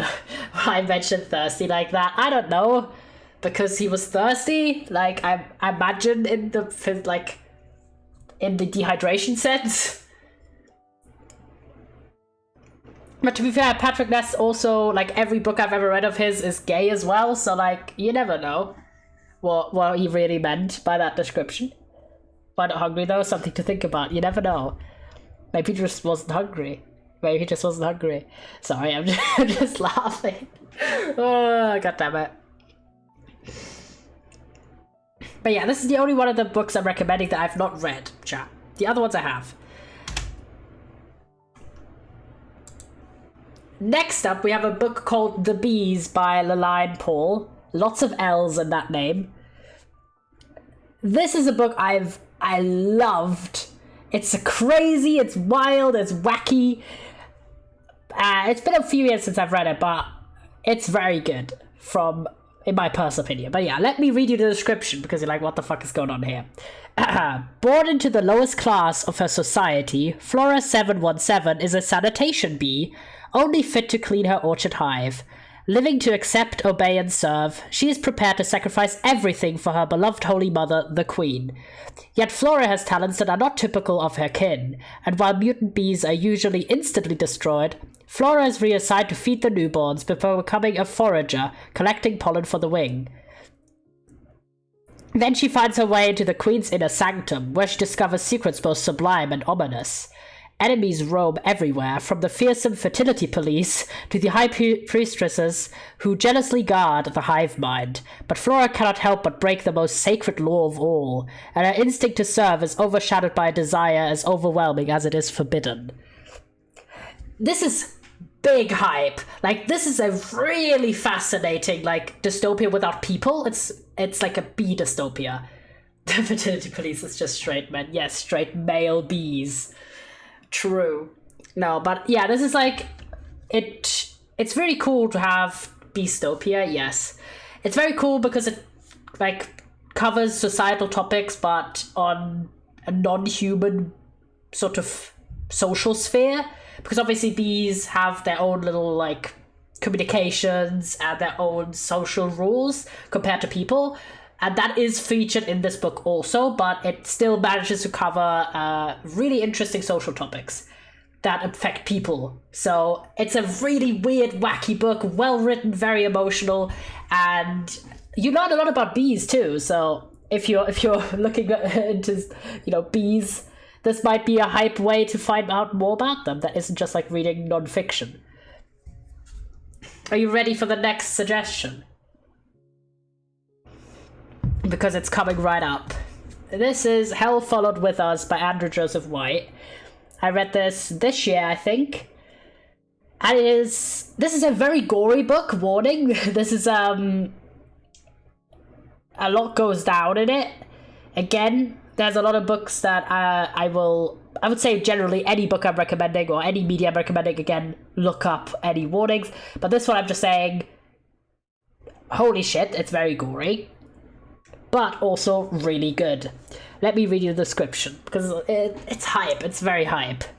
16-year-old trans boy Benji is on the run from the cult that raised him, the fundamentalist sect that unleashed Armageddon and decimated the world's population. Desperately, he searches for a place where the cult can't get their hands on him, or more importantly, on the bioweapon they infected him with. But when cornered by monsters born from the destruction, Benji is rescued by a group of teens from the local Atchison LGBTQ+ center, affectionately known as the ALC. The ALC's leader, Nick, is gorgeous, autistic, and a deadly shot, and he knows Benji's darkest secret. The cult's bioweapon is mutating him into a monster, deadly enough to wipe humanity from the earth once and for all. Still, Nick offers Benji shelter among his ragtag group of queer teens, as long as Benji can control the monster and use its powers to defend the ALC. Eager to belong, Benji accepts Nick's terms, until he discovers the ALC's mysterious leader has a hidden agenda, and more than a few secrets of his own. Benji is such a trans boy name. Yeah, this is such a good book. It's filled with representation of the brain, but has a lot of really interesting social commentary, queer romance, very gory, as in, like, the whole mutation by a virus stuff is quite graphically described, so I do warn you, but it is a book like none other I've ever read. Within the dystopian genre, but also generally, really, really dramatic. Would recommend, again, if you're not put out by too much gore. And also there's, like, transphobia in it, and also there's, like, religious trauma, if that's something that's concerning to you, because obviously the whole, you know, cult with heavy religious imagery. So, prefacing this. But I really enjoyed that joke. Would recommend if you're not put up by too many queer people. I mean, I'd hope none such people are in this community, because otherwise you're getting kicked out immediately. I'm sorry. Well, actually, I'm not sorry. You just can fuck yourself, but very good book. Either way, we laughed. Thanks. He needs the validation. He really does. Sorry. Can't give a straight face for that.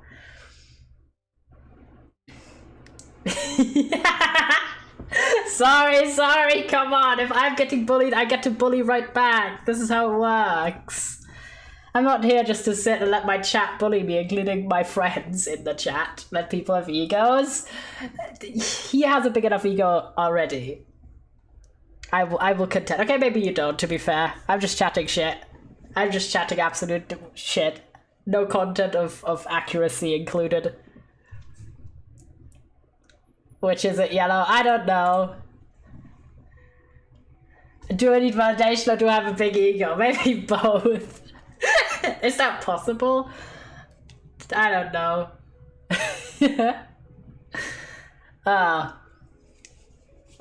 I have no idea, by the way, who Ches even is. Like, some of these people, I have no idea who they were meant to be and if they're from the community or not. Yeah, it's possible to look at yourself in the mirror. Yeah, you're kind of right, to be fair. You are kind of right. It's like, sometimes it's just like that image where it's like, we're so back, it's so over, and it's like up and down. Sometimes it's just like that, but with self-esteem. Just a bit grim, but yeah. Sometimes I'm just like, yeah, it's top of the world. And other time I'm like, yeah, no, everything's crap. You do not have a big ego, you're insecure like all of us. Okay. You did not need to call everyone in the chat out. Sorry, chatters, you just got roasted. You came here for media recommendations, instead you got roasted. Speaking of media recommendations, do you want to hear the 4th book I have for Ches? Your community is so cute and wholesome. Way to go and turn it into a compliment. I see how it goes.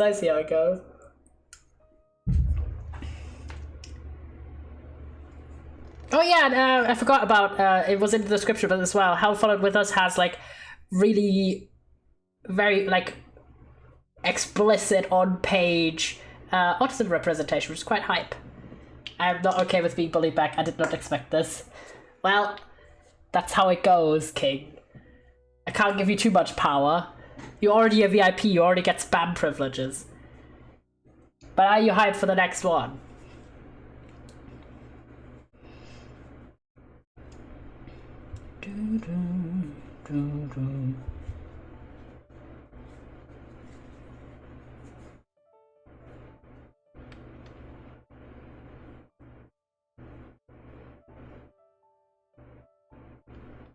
So you keep asking for hype because you need the validation without effect hype. No, I'm just, it's a segue sentence, King. That's how that works. The next one is a book called The New Wilderness by Diane Cook. I've read this. It was an assigned book for school, but for uni, but I also quite enjoyed it. I had like friends who really didn't like it, and it has a lot of like prefaces to be attached. But let me read you the little description. Gray's playing both sides. Fuck, I can't read anymore. Bee's 5-year-old daughter Agnes is slowly wasting away. The smog and pollution of the city, an overpopulated, overbuilt metropolis where most of the population lives, is destroying her lungs. But what else can Bee do? No one leaves the city anymore because there's nowhere else to go. But across the country lies the wilderness state, the last swath of open, protected land left. Here forests and desert plains are inhabited solely by wildlife. People are forbidden. Until now. So this is like a kind of like, I need the protection. Fair enough. But yeah, The New Wilderness is basically about this group of sort of people who are refugees basically from the city. It's funny every time. I'm sorry, chat.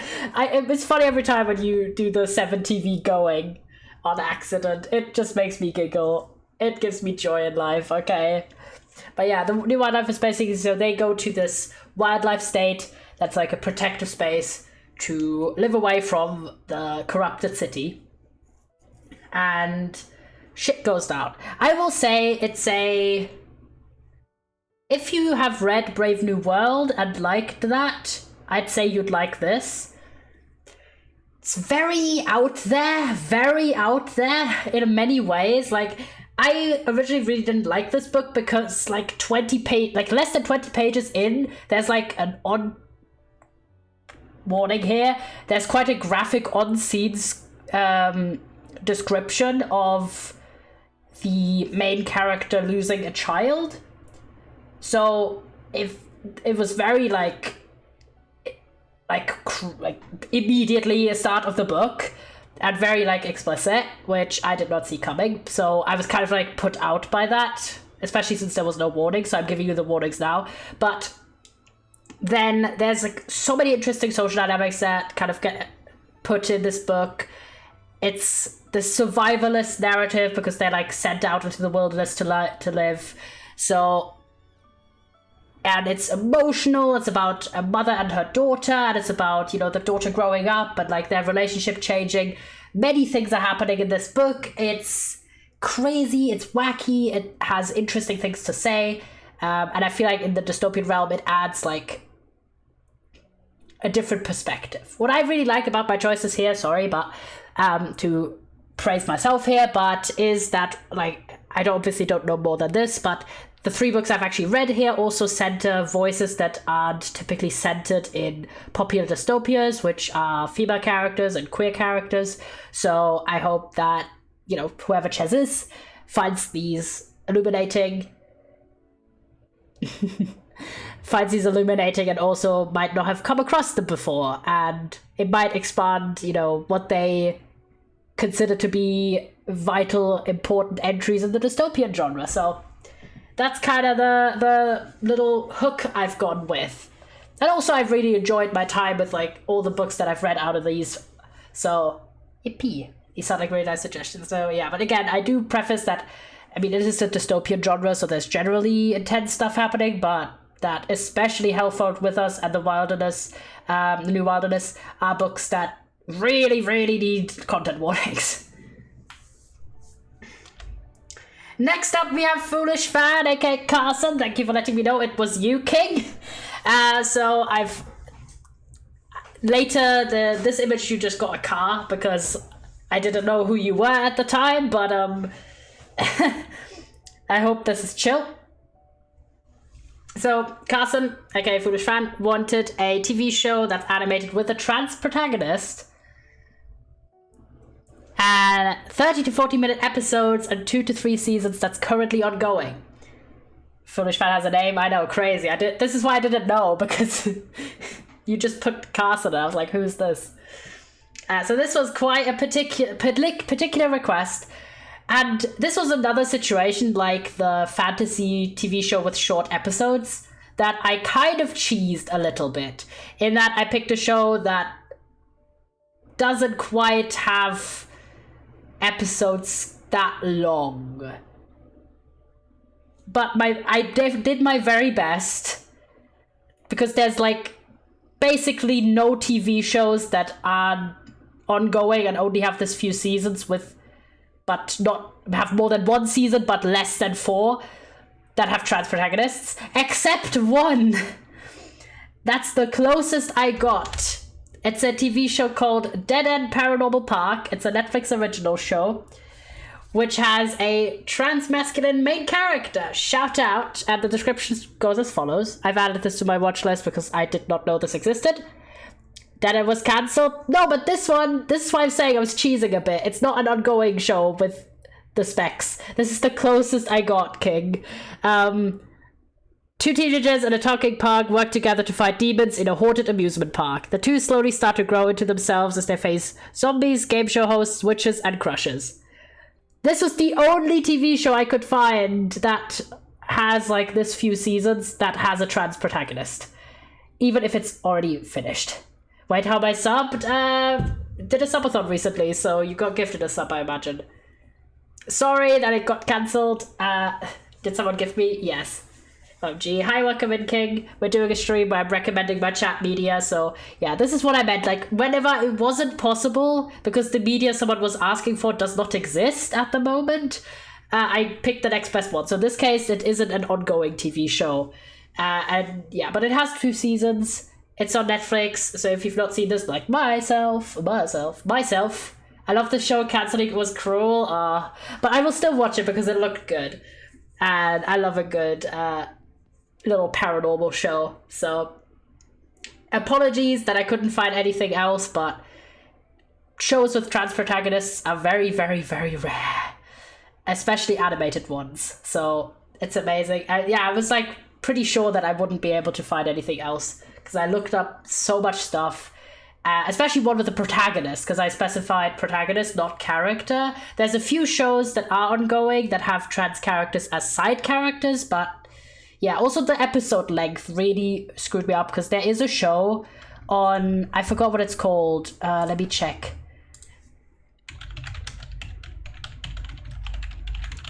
There's a TV show that is ongoing with a trans main character.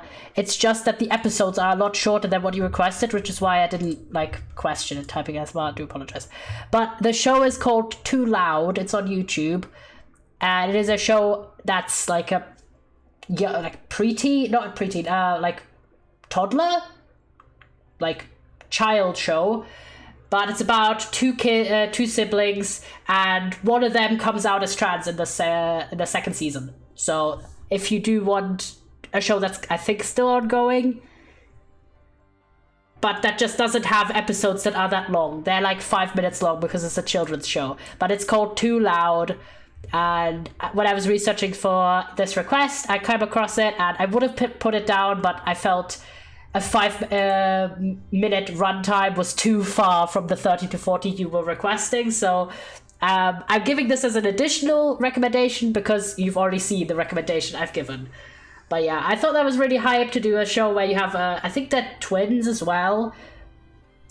So, and one of them, you know, to have one of the main characters of a show at all coming out as trans is really hype. So, especially one that's meant for kids. Very exciting. So I will also check that show out at some point later in my, like, watch history. Because I think that's hype.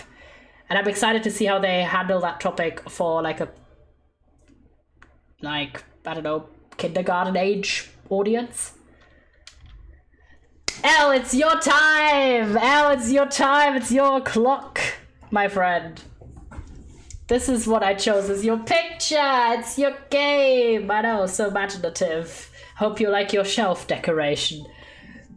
So Elle wanted some fiction books with the topic of queer love in the 200 to 400 page sphere for teen to general audience age group. Froggy shelf, yes. I've given everyone their own unique little shelf decoration because I didn't want it to be too boring. So I hope you are excited. But before I get to that, I know I'm such a tease right now, but I need another drink because I've been talking a lot and I just ran out. So BRB, enjoy looking at the frog, and yes, at the Tiny Life plug, enjoy it. Be back in like a minute.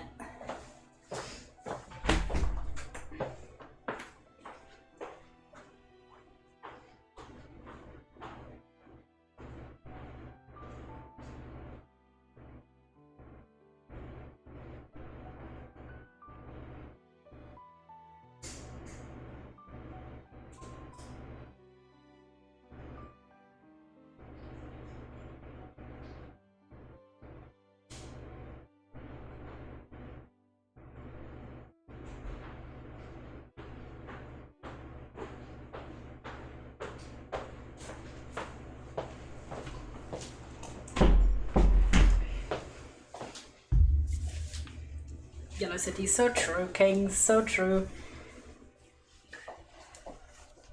Pause, I've got a blanket because it's kind of cold at the moment. And Elle was very easy because Elle gave me his story graph, so I could make sure that the books I picked he had not read yet. W for me. Just call me easy.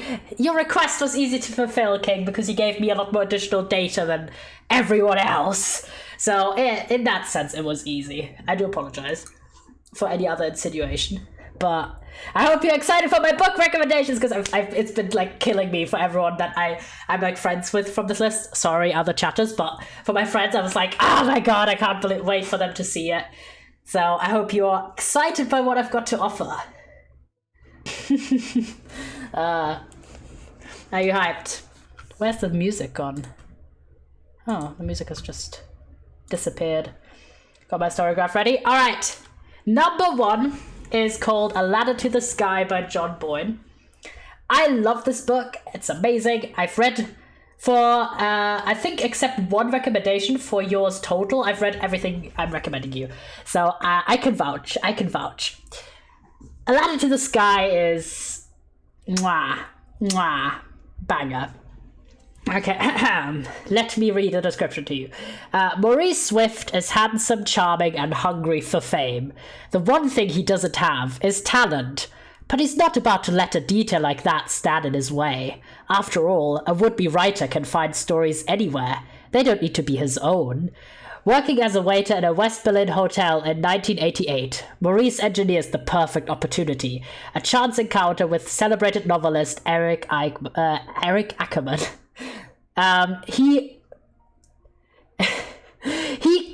That's so untrue, by the way. You're very talented in many respects. He quickly integrates himself with the powerful but desperately lonely older man, teasing out of Eric, right? A terrible, long-held secret about his activities during the war. Perfect material for Maurice's first novel. Once Maurice has had a taste of literary fame, he knows he can stop at nothing to pursue that high. Moving from the Amalfi Coast, where he matches wits with Gore Vidal, to Manhattan and London, Maurice owns his talent for deceit and manipulation, preying on the talented and vulnerable in his cold-blooded climb to the top. But the higher he climbs, the further he has to fall. This is a banger book, especially since you're German King. Like, you'll get a lot of the references and bits. I really took advantage of the extra knowledge I have on you compared to everyone else. Not everyone. Compared to, like, 90% of the people in this presentation. But yeah, this is a sharp book. It's funny. It's very gay. Things happen. There's drama. It's true. And it's a tour de France of, like, the world. Well, not the world. It's like Europe and America. But, you know, a westernized perspective on the world. And there's so much drama. Sharp and funny and very gay. Thank you. Yes. Accurate. I like to believe I'm very smart and handsome and funny all the time, you know? It's truly what I aim for in life. Alright. But yeah, A Ladder to the Sky, really good. If you like A Ladder to the Sky, once you've read it, The Heart's Invisible Furies by the same author is so good. I love that book with my heart and soul. The only reason I didn't recommend it instead of A Ladder to the Sky is because it's 700 plus pages. It's like 728 pages, but it's a banger book. So I'd say read A Ladder to the Sky to get a taste of John Boyne's writing if you like it. And if you really, really like A Ladder to the Sky, do read The Heart's Invisible Furies also. But I will say it is a massive time commitment because it spans like decades, but it's also so good and so chef's kiss. I wrote a whole paper on it, so I'm very passionate about The Heart's Invisible Furies. All right, next up there we have a book called Afterlove by Tanya Bryan, which is a sapphic romance, and also kind of fantasy vibes, but in a chill way. Hear me out. Ash Persaud is about to become a Reaper in the afterlife, but she's determined to see her first love, Poppy Morgan, again. The only thing that separates them is death. Car headlights. The last thing Ash hears is the snap of breaking glass as the window screen hits her and breaks into a million pieces like stars. But she made it, she's still here. Or is she? This New Year's Eve, Ash gets an RSVP from the afterlife she can't decline, to join a clan of fierce girl reapers who take the souls of the city's dead to await their fate. But Ash can't forget her first love, Poppy, and she will do anything to see her again, even if it means they only get a few more days together, dead or alive. Yeah, it's such a, like, the thing is, right, you know that, like, one of them dies, it's like, you liked they both die at the end, and this book does the same thing where they've really done like an amazing job of building up the relationship even though one of them does die. Or does she? Right, so I think this is less sad than they both die at the end, but it does like the same amazing work with the characters, even though you do know that one of them does die at some point. But it's fun like, it's very romantic, it's grand, and it has a wonderfully gorgeous cover. Like, I'm just gonna say it. It's so beautiful, stunning. Chef's kiss. Good book. Very fun. Well, not fun in the sense of, like, there's tragedy happening, but, like, I always love when people actually go to the effort of building up a relationship that makes you swoon, that makes you, like, root for them, even though you know they're a bit doomed. Like, you got a special kind of skill to do that. I always think it's so fun when tragedy happens. Yeah, that was not the right phrasing, but Ripbozo. Next up, this is a 100% a targeted recommendation. This is a book called Because You'll Never Meet Me. It has a sequel I've not read yet, but I've read this. It is, if you're a bilingual German-English speaker, this is the book for you. And you'll know immediately based on the character names. Ollie and Moritz are best friends, but they can never meet. Ollie's allergic to electricity. Contact with it causes debilitating seizures. Moritz's weak heart is kept pumping by an electric pacemaker. If they ever did meet, Ollie would seize, but Moritz would die without his pacemaker. Both hermits from society, the boys develop a fierce bond through letters that become a lifeline during dark times, as Ollie loses his only friend Liz to the normalcy of high school, and Moritz deals with a bully set on destroying him. This is gay, it's kind of like superhero-esque vibes, it's beautiful, it's great if you're a bilingual speaker, and the main relationship is so good, and I really need to read the sequel at some point. I'm such a shooter for this book, and no one ever reads it, like, no one ever knows it whenever I talk about it, so I just want someone else to read it, okay? Because it's so charming, and the letter writing that they do throughout the story is so enchanting, and it's like, you're just wrapped in the story, and you're just like, oh my god. So yeah, they're pen pals, and then, like, obviously they're not gonna stay pen pals, guys, but, like, it's so, yes. Very, it's just very enthralling as a story. But god, they were pen pals, yep. They were, in fact, pen pals. And, banger book. Next up, we have The Music of What Happens by Bill Königsberg. I've read this. I've read it in German, though, not in English, because I got an advanced copy of it when it was released in German, so I can only comment on the German edition, but it was a pretty good translation. I would still prefer to reread it in English, but we'll vouch for the German translation to be solid. As solid as can be, to be honest, when it comes to queer books. But yeah, so this is the description. And it describes the main characters here. So we have Max. Chill, sports, video games, gay, and not a big deal, not to him, not to his mum, not to his buddies. And a secret. An encounter with an older kid that makes it hard to breathe, one that he doesn't want to think about, ever. Jordan, the opposite of chill, poetry, his, quotation, wives, and the Chandler Mall. Never been kissed and searching for Mr. Right, who probably won't like him anyway. And a secret. A spiraling out-of-control mother, and the knowledge that he's the only one who can keep the family from falling apart. Throw in a rickety 1980s-era food truck called Cocovini, add in prickly pears, cloud eggs, and a murky idea of what's considered locally sourced and organic. Place it all in the Mesa, Arizona in June, where the temp regularly hits 114. And to top it all off with a touch of undeniable chemistry between utter opposites. Over the course of one summer, two boys will have to face their biggest fears and decide what they're willing to risk to get the thing they want the most. It's a cute-ass summer romance, but a lot of depth to it, as you can see by the whole secrets talk. There's a lot of depth in there. Do research the topics. Some of that is massive spoilers, so I'm not going to say. But if you are bothered by... I think this is a vague thing, but if you're bothered by sexual assault, that is a topic in this book. Without going into too much detail, again, if you don't want spoilers, but if you are like concerned or affected by this topic, do research more in depth. But it is... I really love when books have like sort of a sweet, simple concept at the center, but then they actually also talk about deep issues. So this book does this phenomenally well. It's such a summer read, but it has like a grit and depth. It isn't just like, you know, fluff and everything, but it has fluff and some substance also. So highly recommend it as well. Again, only read it in German, but I don't think that's a detriment in this case. will recommend all of these books. Highly, highly, highly. They're so cutesy. Why would you summer read and fall? Because, you know, you strike me as the kind of person who likes to keep stuff on their to-read list, even if it isn't immediately upcoming. So I feel like, you know, you could put this on the read list and then keep it for next summer, or if you're feeling you're missing a summery day in the autumnal months, you might still want to read it.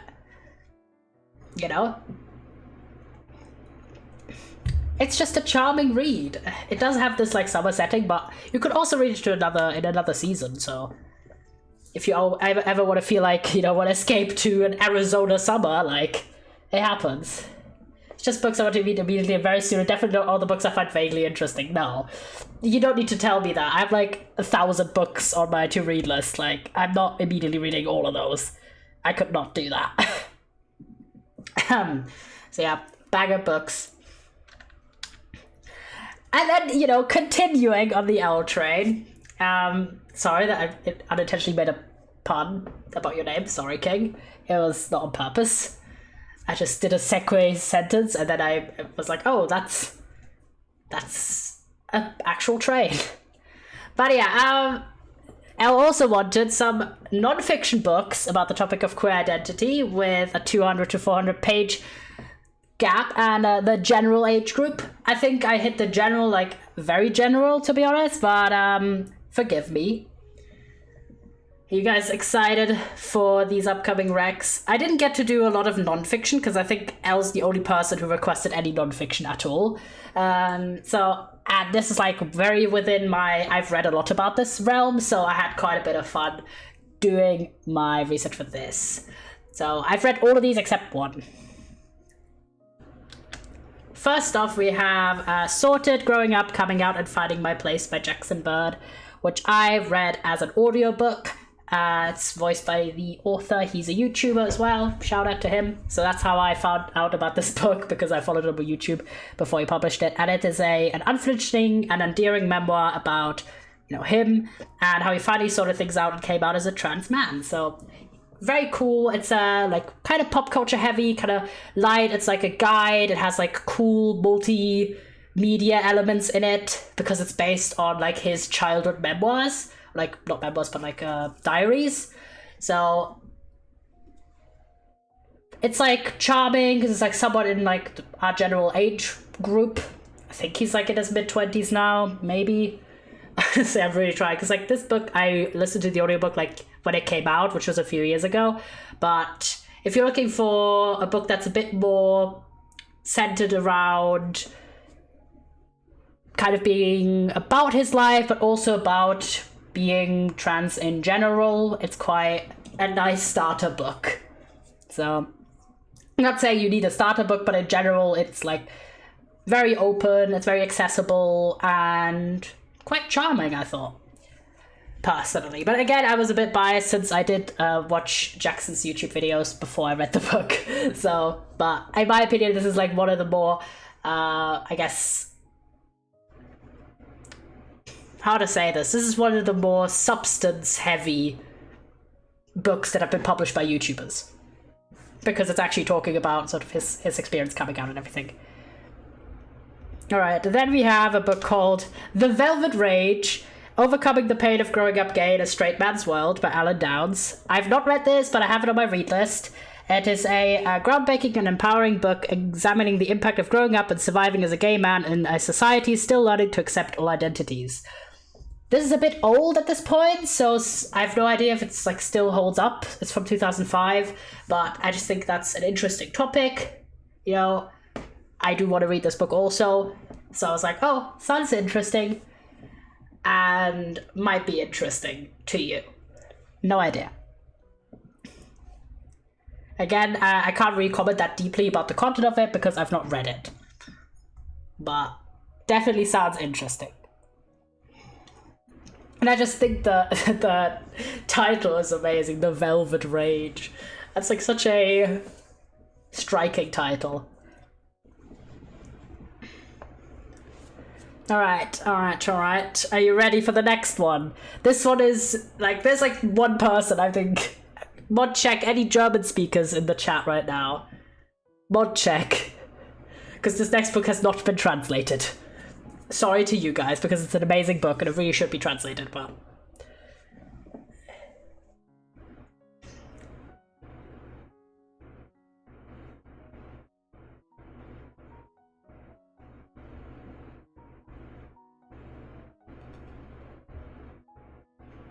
I'm just checking if there's literally just, I mean, I'm in chat with, yeah, I'm just checking if there's anyone else who speaks any German in the chat except you, because I'm about to, like, drop a banger book. Unfortunately, like, 99% of my community cannot read, but you can, so, nope. Soz, yeah, sorry, Kings, I hope this book at some point does get translated, but, it is the book with probably the longest title I've ever read.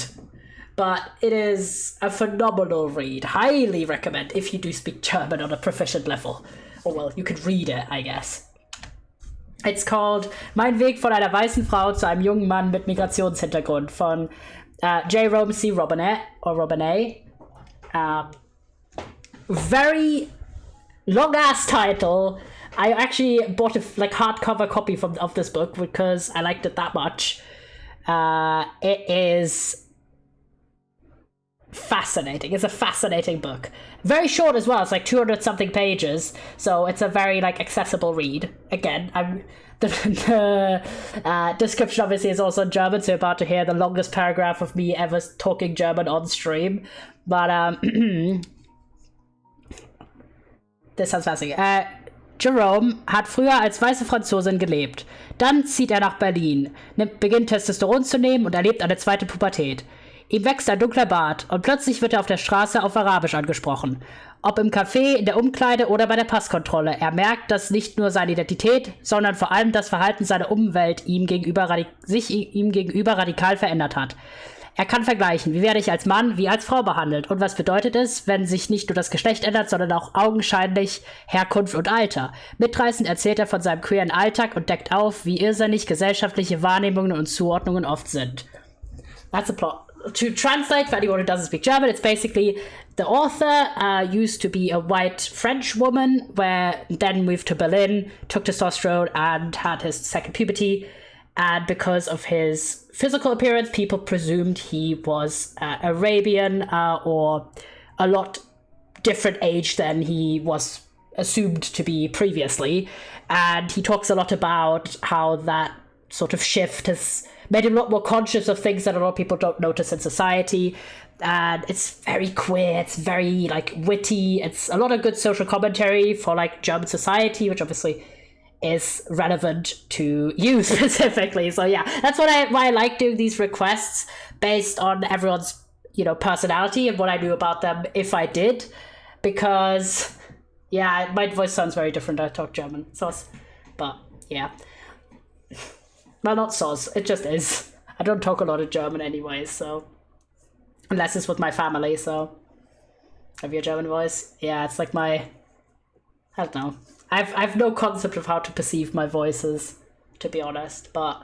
Yeah, so because I know a fair amount about a lot of people who sent in requests, I was able to take that into consideration. So, for example, pick a book that's only been published in German for the one German request. So, again, this book should really get translated because it's so good. It's a 5-star read. That's how good it was to me. And I would recommend this book to hell and back.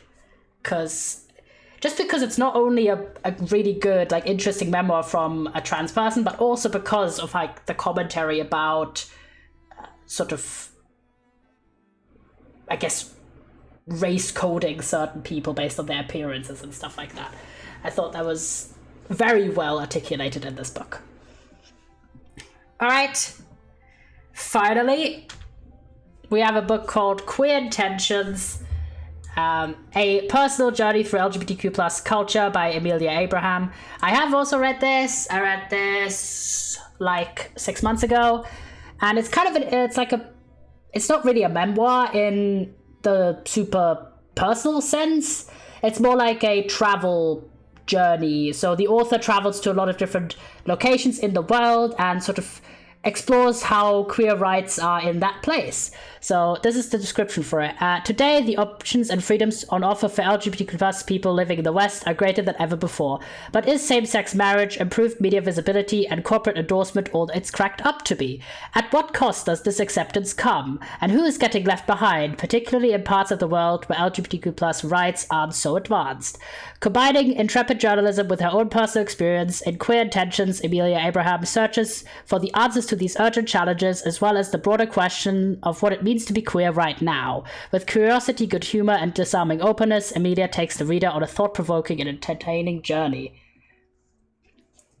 From here to eternity, but like for queer people instead of for death, yeah. So it's kind of like she goes through a lot of personal stuff as well through the book, so that's the memoir aspect. So it's about like love and breakups and relationship expectations, but it's also her traveling in her capacity as a journalist through different places, and sort of she talks quite a fair amount as well about German specific topics, so a lot about various German prides and stuff, but also it's about the Middle East and about a few countries in Africa. So she goes very, very broadly with her sort of exploration of this topic. Quite interesting. It's a good starting point if you don't know a lot about queer subjects outside of Western contexts. Very interesting. But also she does like talk about her personal life as well. So sometimes it's more on her personal life than on this journalism approach. But I still think it's a fun, interesting read that can kickstart sort of you to read. These RX are so good, I didn't even have any opportunities to roast. I really put a lot of effort in because the topics you requested for are like my most read topics.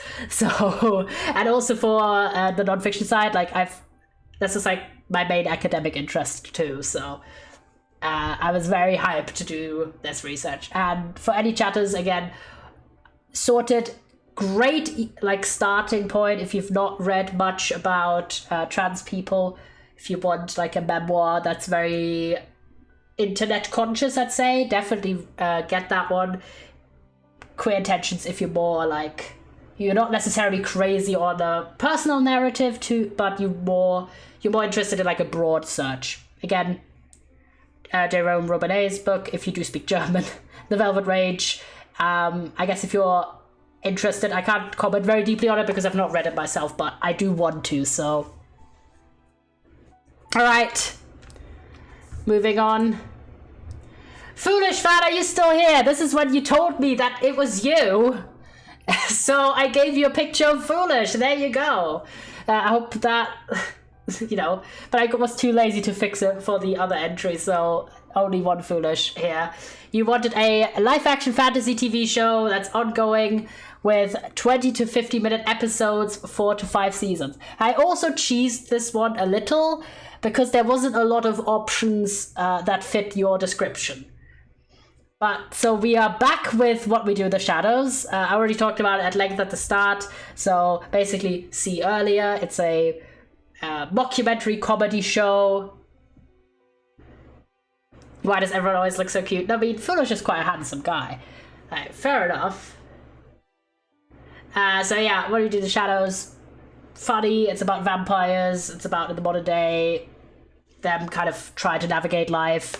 It's queer, it's funny, it's very bold. So, again, recommended it again because it fit. And the only other show that I could find that vaguely fit what you were asking for is The Witcher, which only has 2 seasons, or 2 or 3 seasons, but it's renewed for a 4th, I think. I've not watched The Witcher, so I can't comment, but apparently it's about the Witcher Geralt, a mutated monster hunter struggling to find his place in a world in which people often prove more wicked than beasts. So these are the closest I could get, King. I hope these are helpful. So the live-action, ongoing fantasy show genre is very difficult at the moment because so many TV shows that are fantasies have ended recently. By recently, I mean the last few years. There's so many ones that were ongoing for ages and then they just ended within since 2020, 2020 to 2022 or something. It's 3 big ones that ended. So because you asked for something that's still ongoing, I couldn't use any of those. But I feel like there's a lot to look for if you're looking for something that's already finished. So, James, are you ready? Mod check, is James here?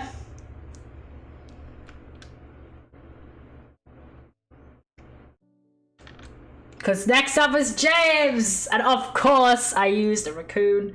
James also was looking for some puzzle video games, but gave a broader sense of genres. Adventures, RPG, strategy, and casual. So, I had a lot of fun with this one because both James and me quite like a fun, like, puzzle game. Misspelled casual. Oh yeah, I misspelled it as casual. Sorry. Rip bozo. That was my autocorrect. Wow, how'd you get a picture of James? I know. James is offering chat some fruit. So, enjoy the fruit. And I ran up to James in the street and I took a picture. Sorry, King. This is how you find out I secretly have met James in real life. Silly. Alright, are you ready, James, for your games? That was an unintentional rhyme. Alright. First up, we have a game called Word Factory, which is a word-building game where your only resource is the letter I. Build a chain of factories to bend, rotate, reflect, and merge I into more complex letters. Discover secret letter recipes, unlock hidden word art, and optimize your factory chains for high scores. So, this is a word-themed game. I thought this is so clever. Like, I have this on my wish list. It looks so cute and fun. And also, linguistically, you know, relevant. So maybe this is up your alley. I have no idea. I just think this is a cool concept for a video game. Good old word factory in the house with an I, because, you know, it's all about the letter I in that game. I think that's kind of hype. Linguistically relevant, you're such a nerd. I mean, I know James is a nerd, so that's why I said it like that. Also nerd bitch? Yes. You're literally a game maker. Like, where's the programmers who are not nerds? Come on. Be honest. Alright, next up, we have Venba, which is a short narrative cooking game where you play as an Indian mum who immigrates to Canada with her family in the 1980s. Players will cook various dishes and restore lost recipes, hold branching conversations, and explore in the story about family, loss, love, and more. This is a cooking puzzle game. It looks so adorable, the art style is gorgeous, and I love a good cooking game. This kind of gives look inside vibes, but with cooking and not pictures. Very cutesy. On my wish list. And then third but not last, this is actually the only one of these that I've played, called How to Say Goodbye. I played the demo of this Gamescom 2 years ago. Very beautiful, visually absolutely stunning, fun gameplay mechanics, and it is a beautiful narrative puzzle game inspired by picture books. Reorganize the environment and solve puzzles to help a group of ghosts on their quest to finally move on. It's chef's kiss art style, and again, little game about ghosts. I thought this is a fun recommendation to give you, and I know that OG, that game might make me cry. Yeah, it might be a bit heavy, so I hope one of these three or all of these three were hype for you. I don't think you have any of these on your wishlist already, so at least as far as Steam told me. So hopefully these are up your alley. I had a lot of fun researching the games for everyone. And I think we're almost at the end, guys. Oh yeah, then I did words, cooking, and grief. Truly the three things in life, you know. Are you ready for the final person? Which I think he left already, which is rude, but okay, I get it. I'm not that interesting, I get it. We have my friend Alex. I know. He was here at the start of the stream. He was like, when am I? I'm like, you're last because you submitted last. Sorry, King. But it was first come, first serve, basically. But yeah, so he wanted some live action comedy shows with anything until 50 minutes length, no amount of season preference, but still ongoing. So this was a fun challenge. But again, it was a bit broader than some of the other people who asked for TV shows, so I was actually able to request more than one. So let's go.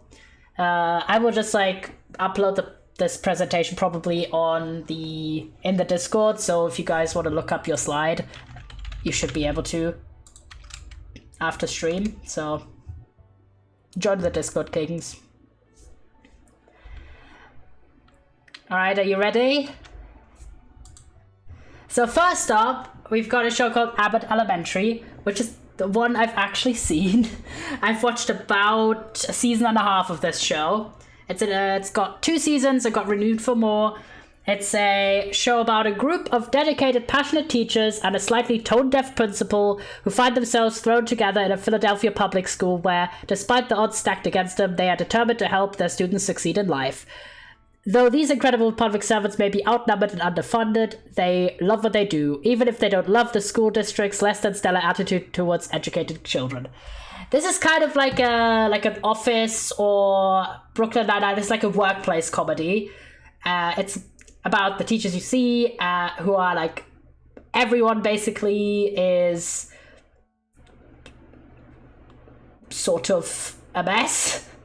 And you have a few of the people who are like senior teachers who've taught for like decades, and then you have like the young upstarts who are like kind of wacky and wild and try to do things their way, and there's a lot of like drama but fun. And again, if you like shows such as Brooklyn Nine-Nine or The Office or Parks and Recreation or I don't know, Superstore, whatever, like any of those types of shows, I feel like you'd like the show. I've enjoyed this so far. I'm still watching season 2 at the moment.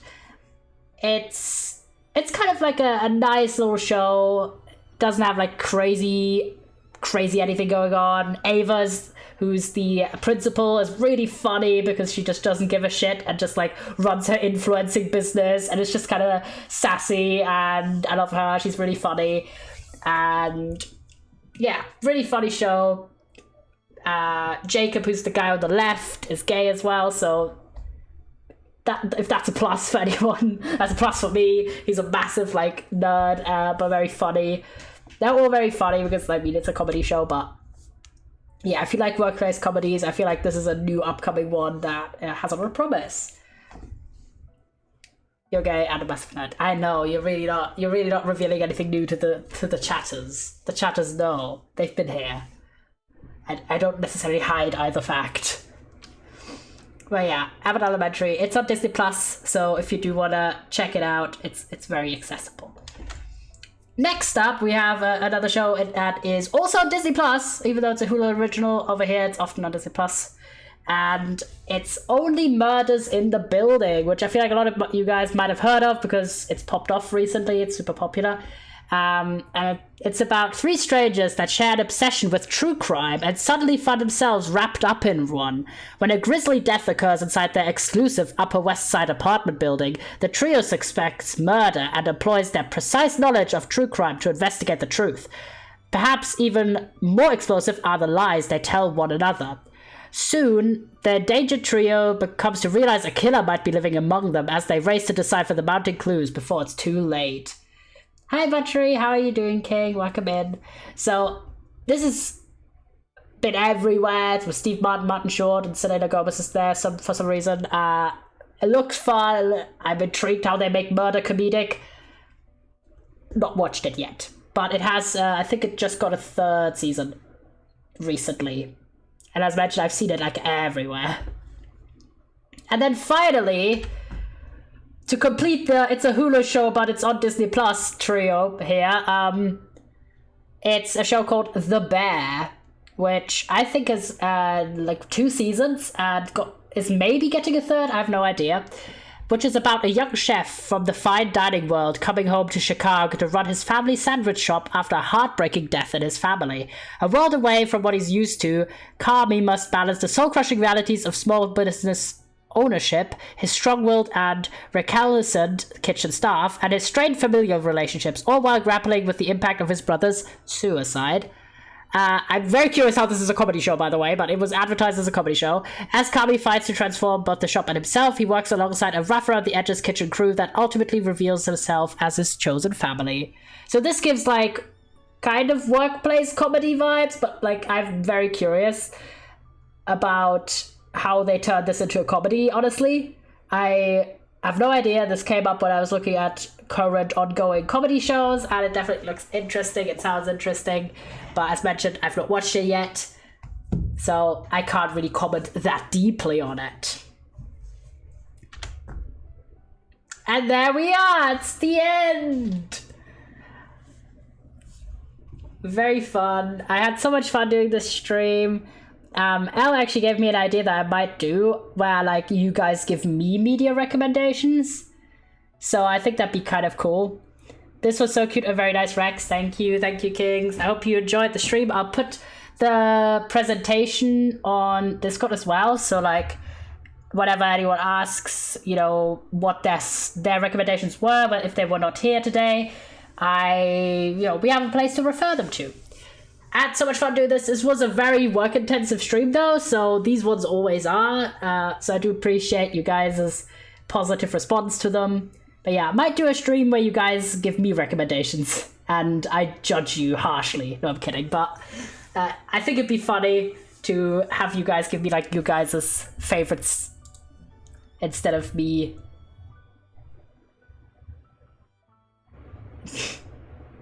What is this massive? So you judged him harshly? Yes.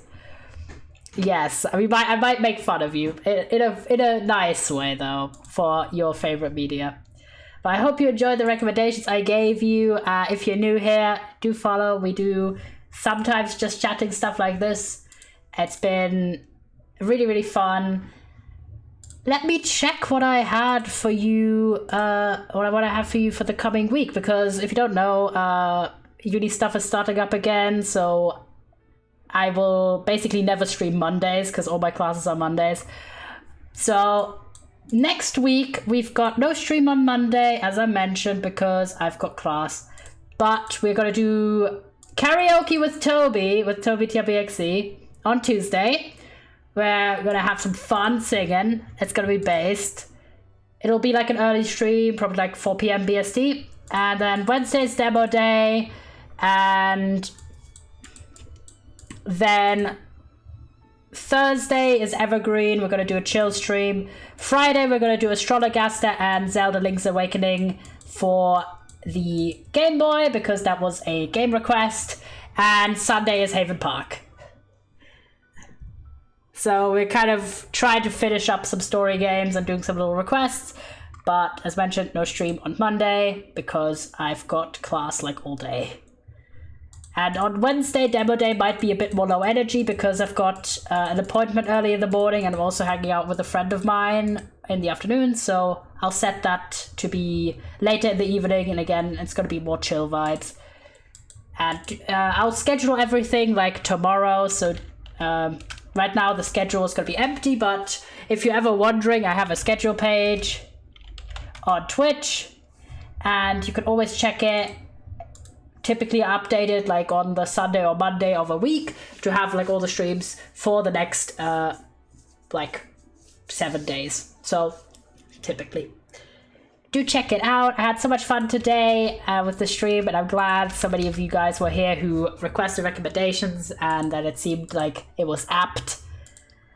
I will send you to Owen. Owen Shoes, what is he doing right now on stream? Oh, he's doing some hardcore Minecraft. Fair warning though, Owen's chat is PG, so stay PG in his chat if you're over there. And thank you so much for the stream, it's very, very fun. And I hope you enjoyed the recommendations. Bye!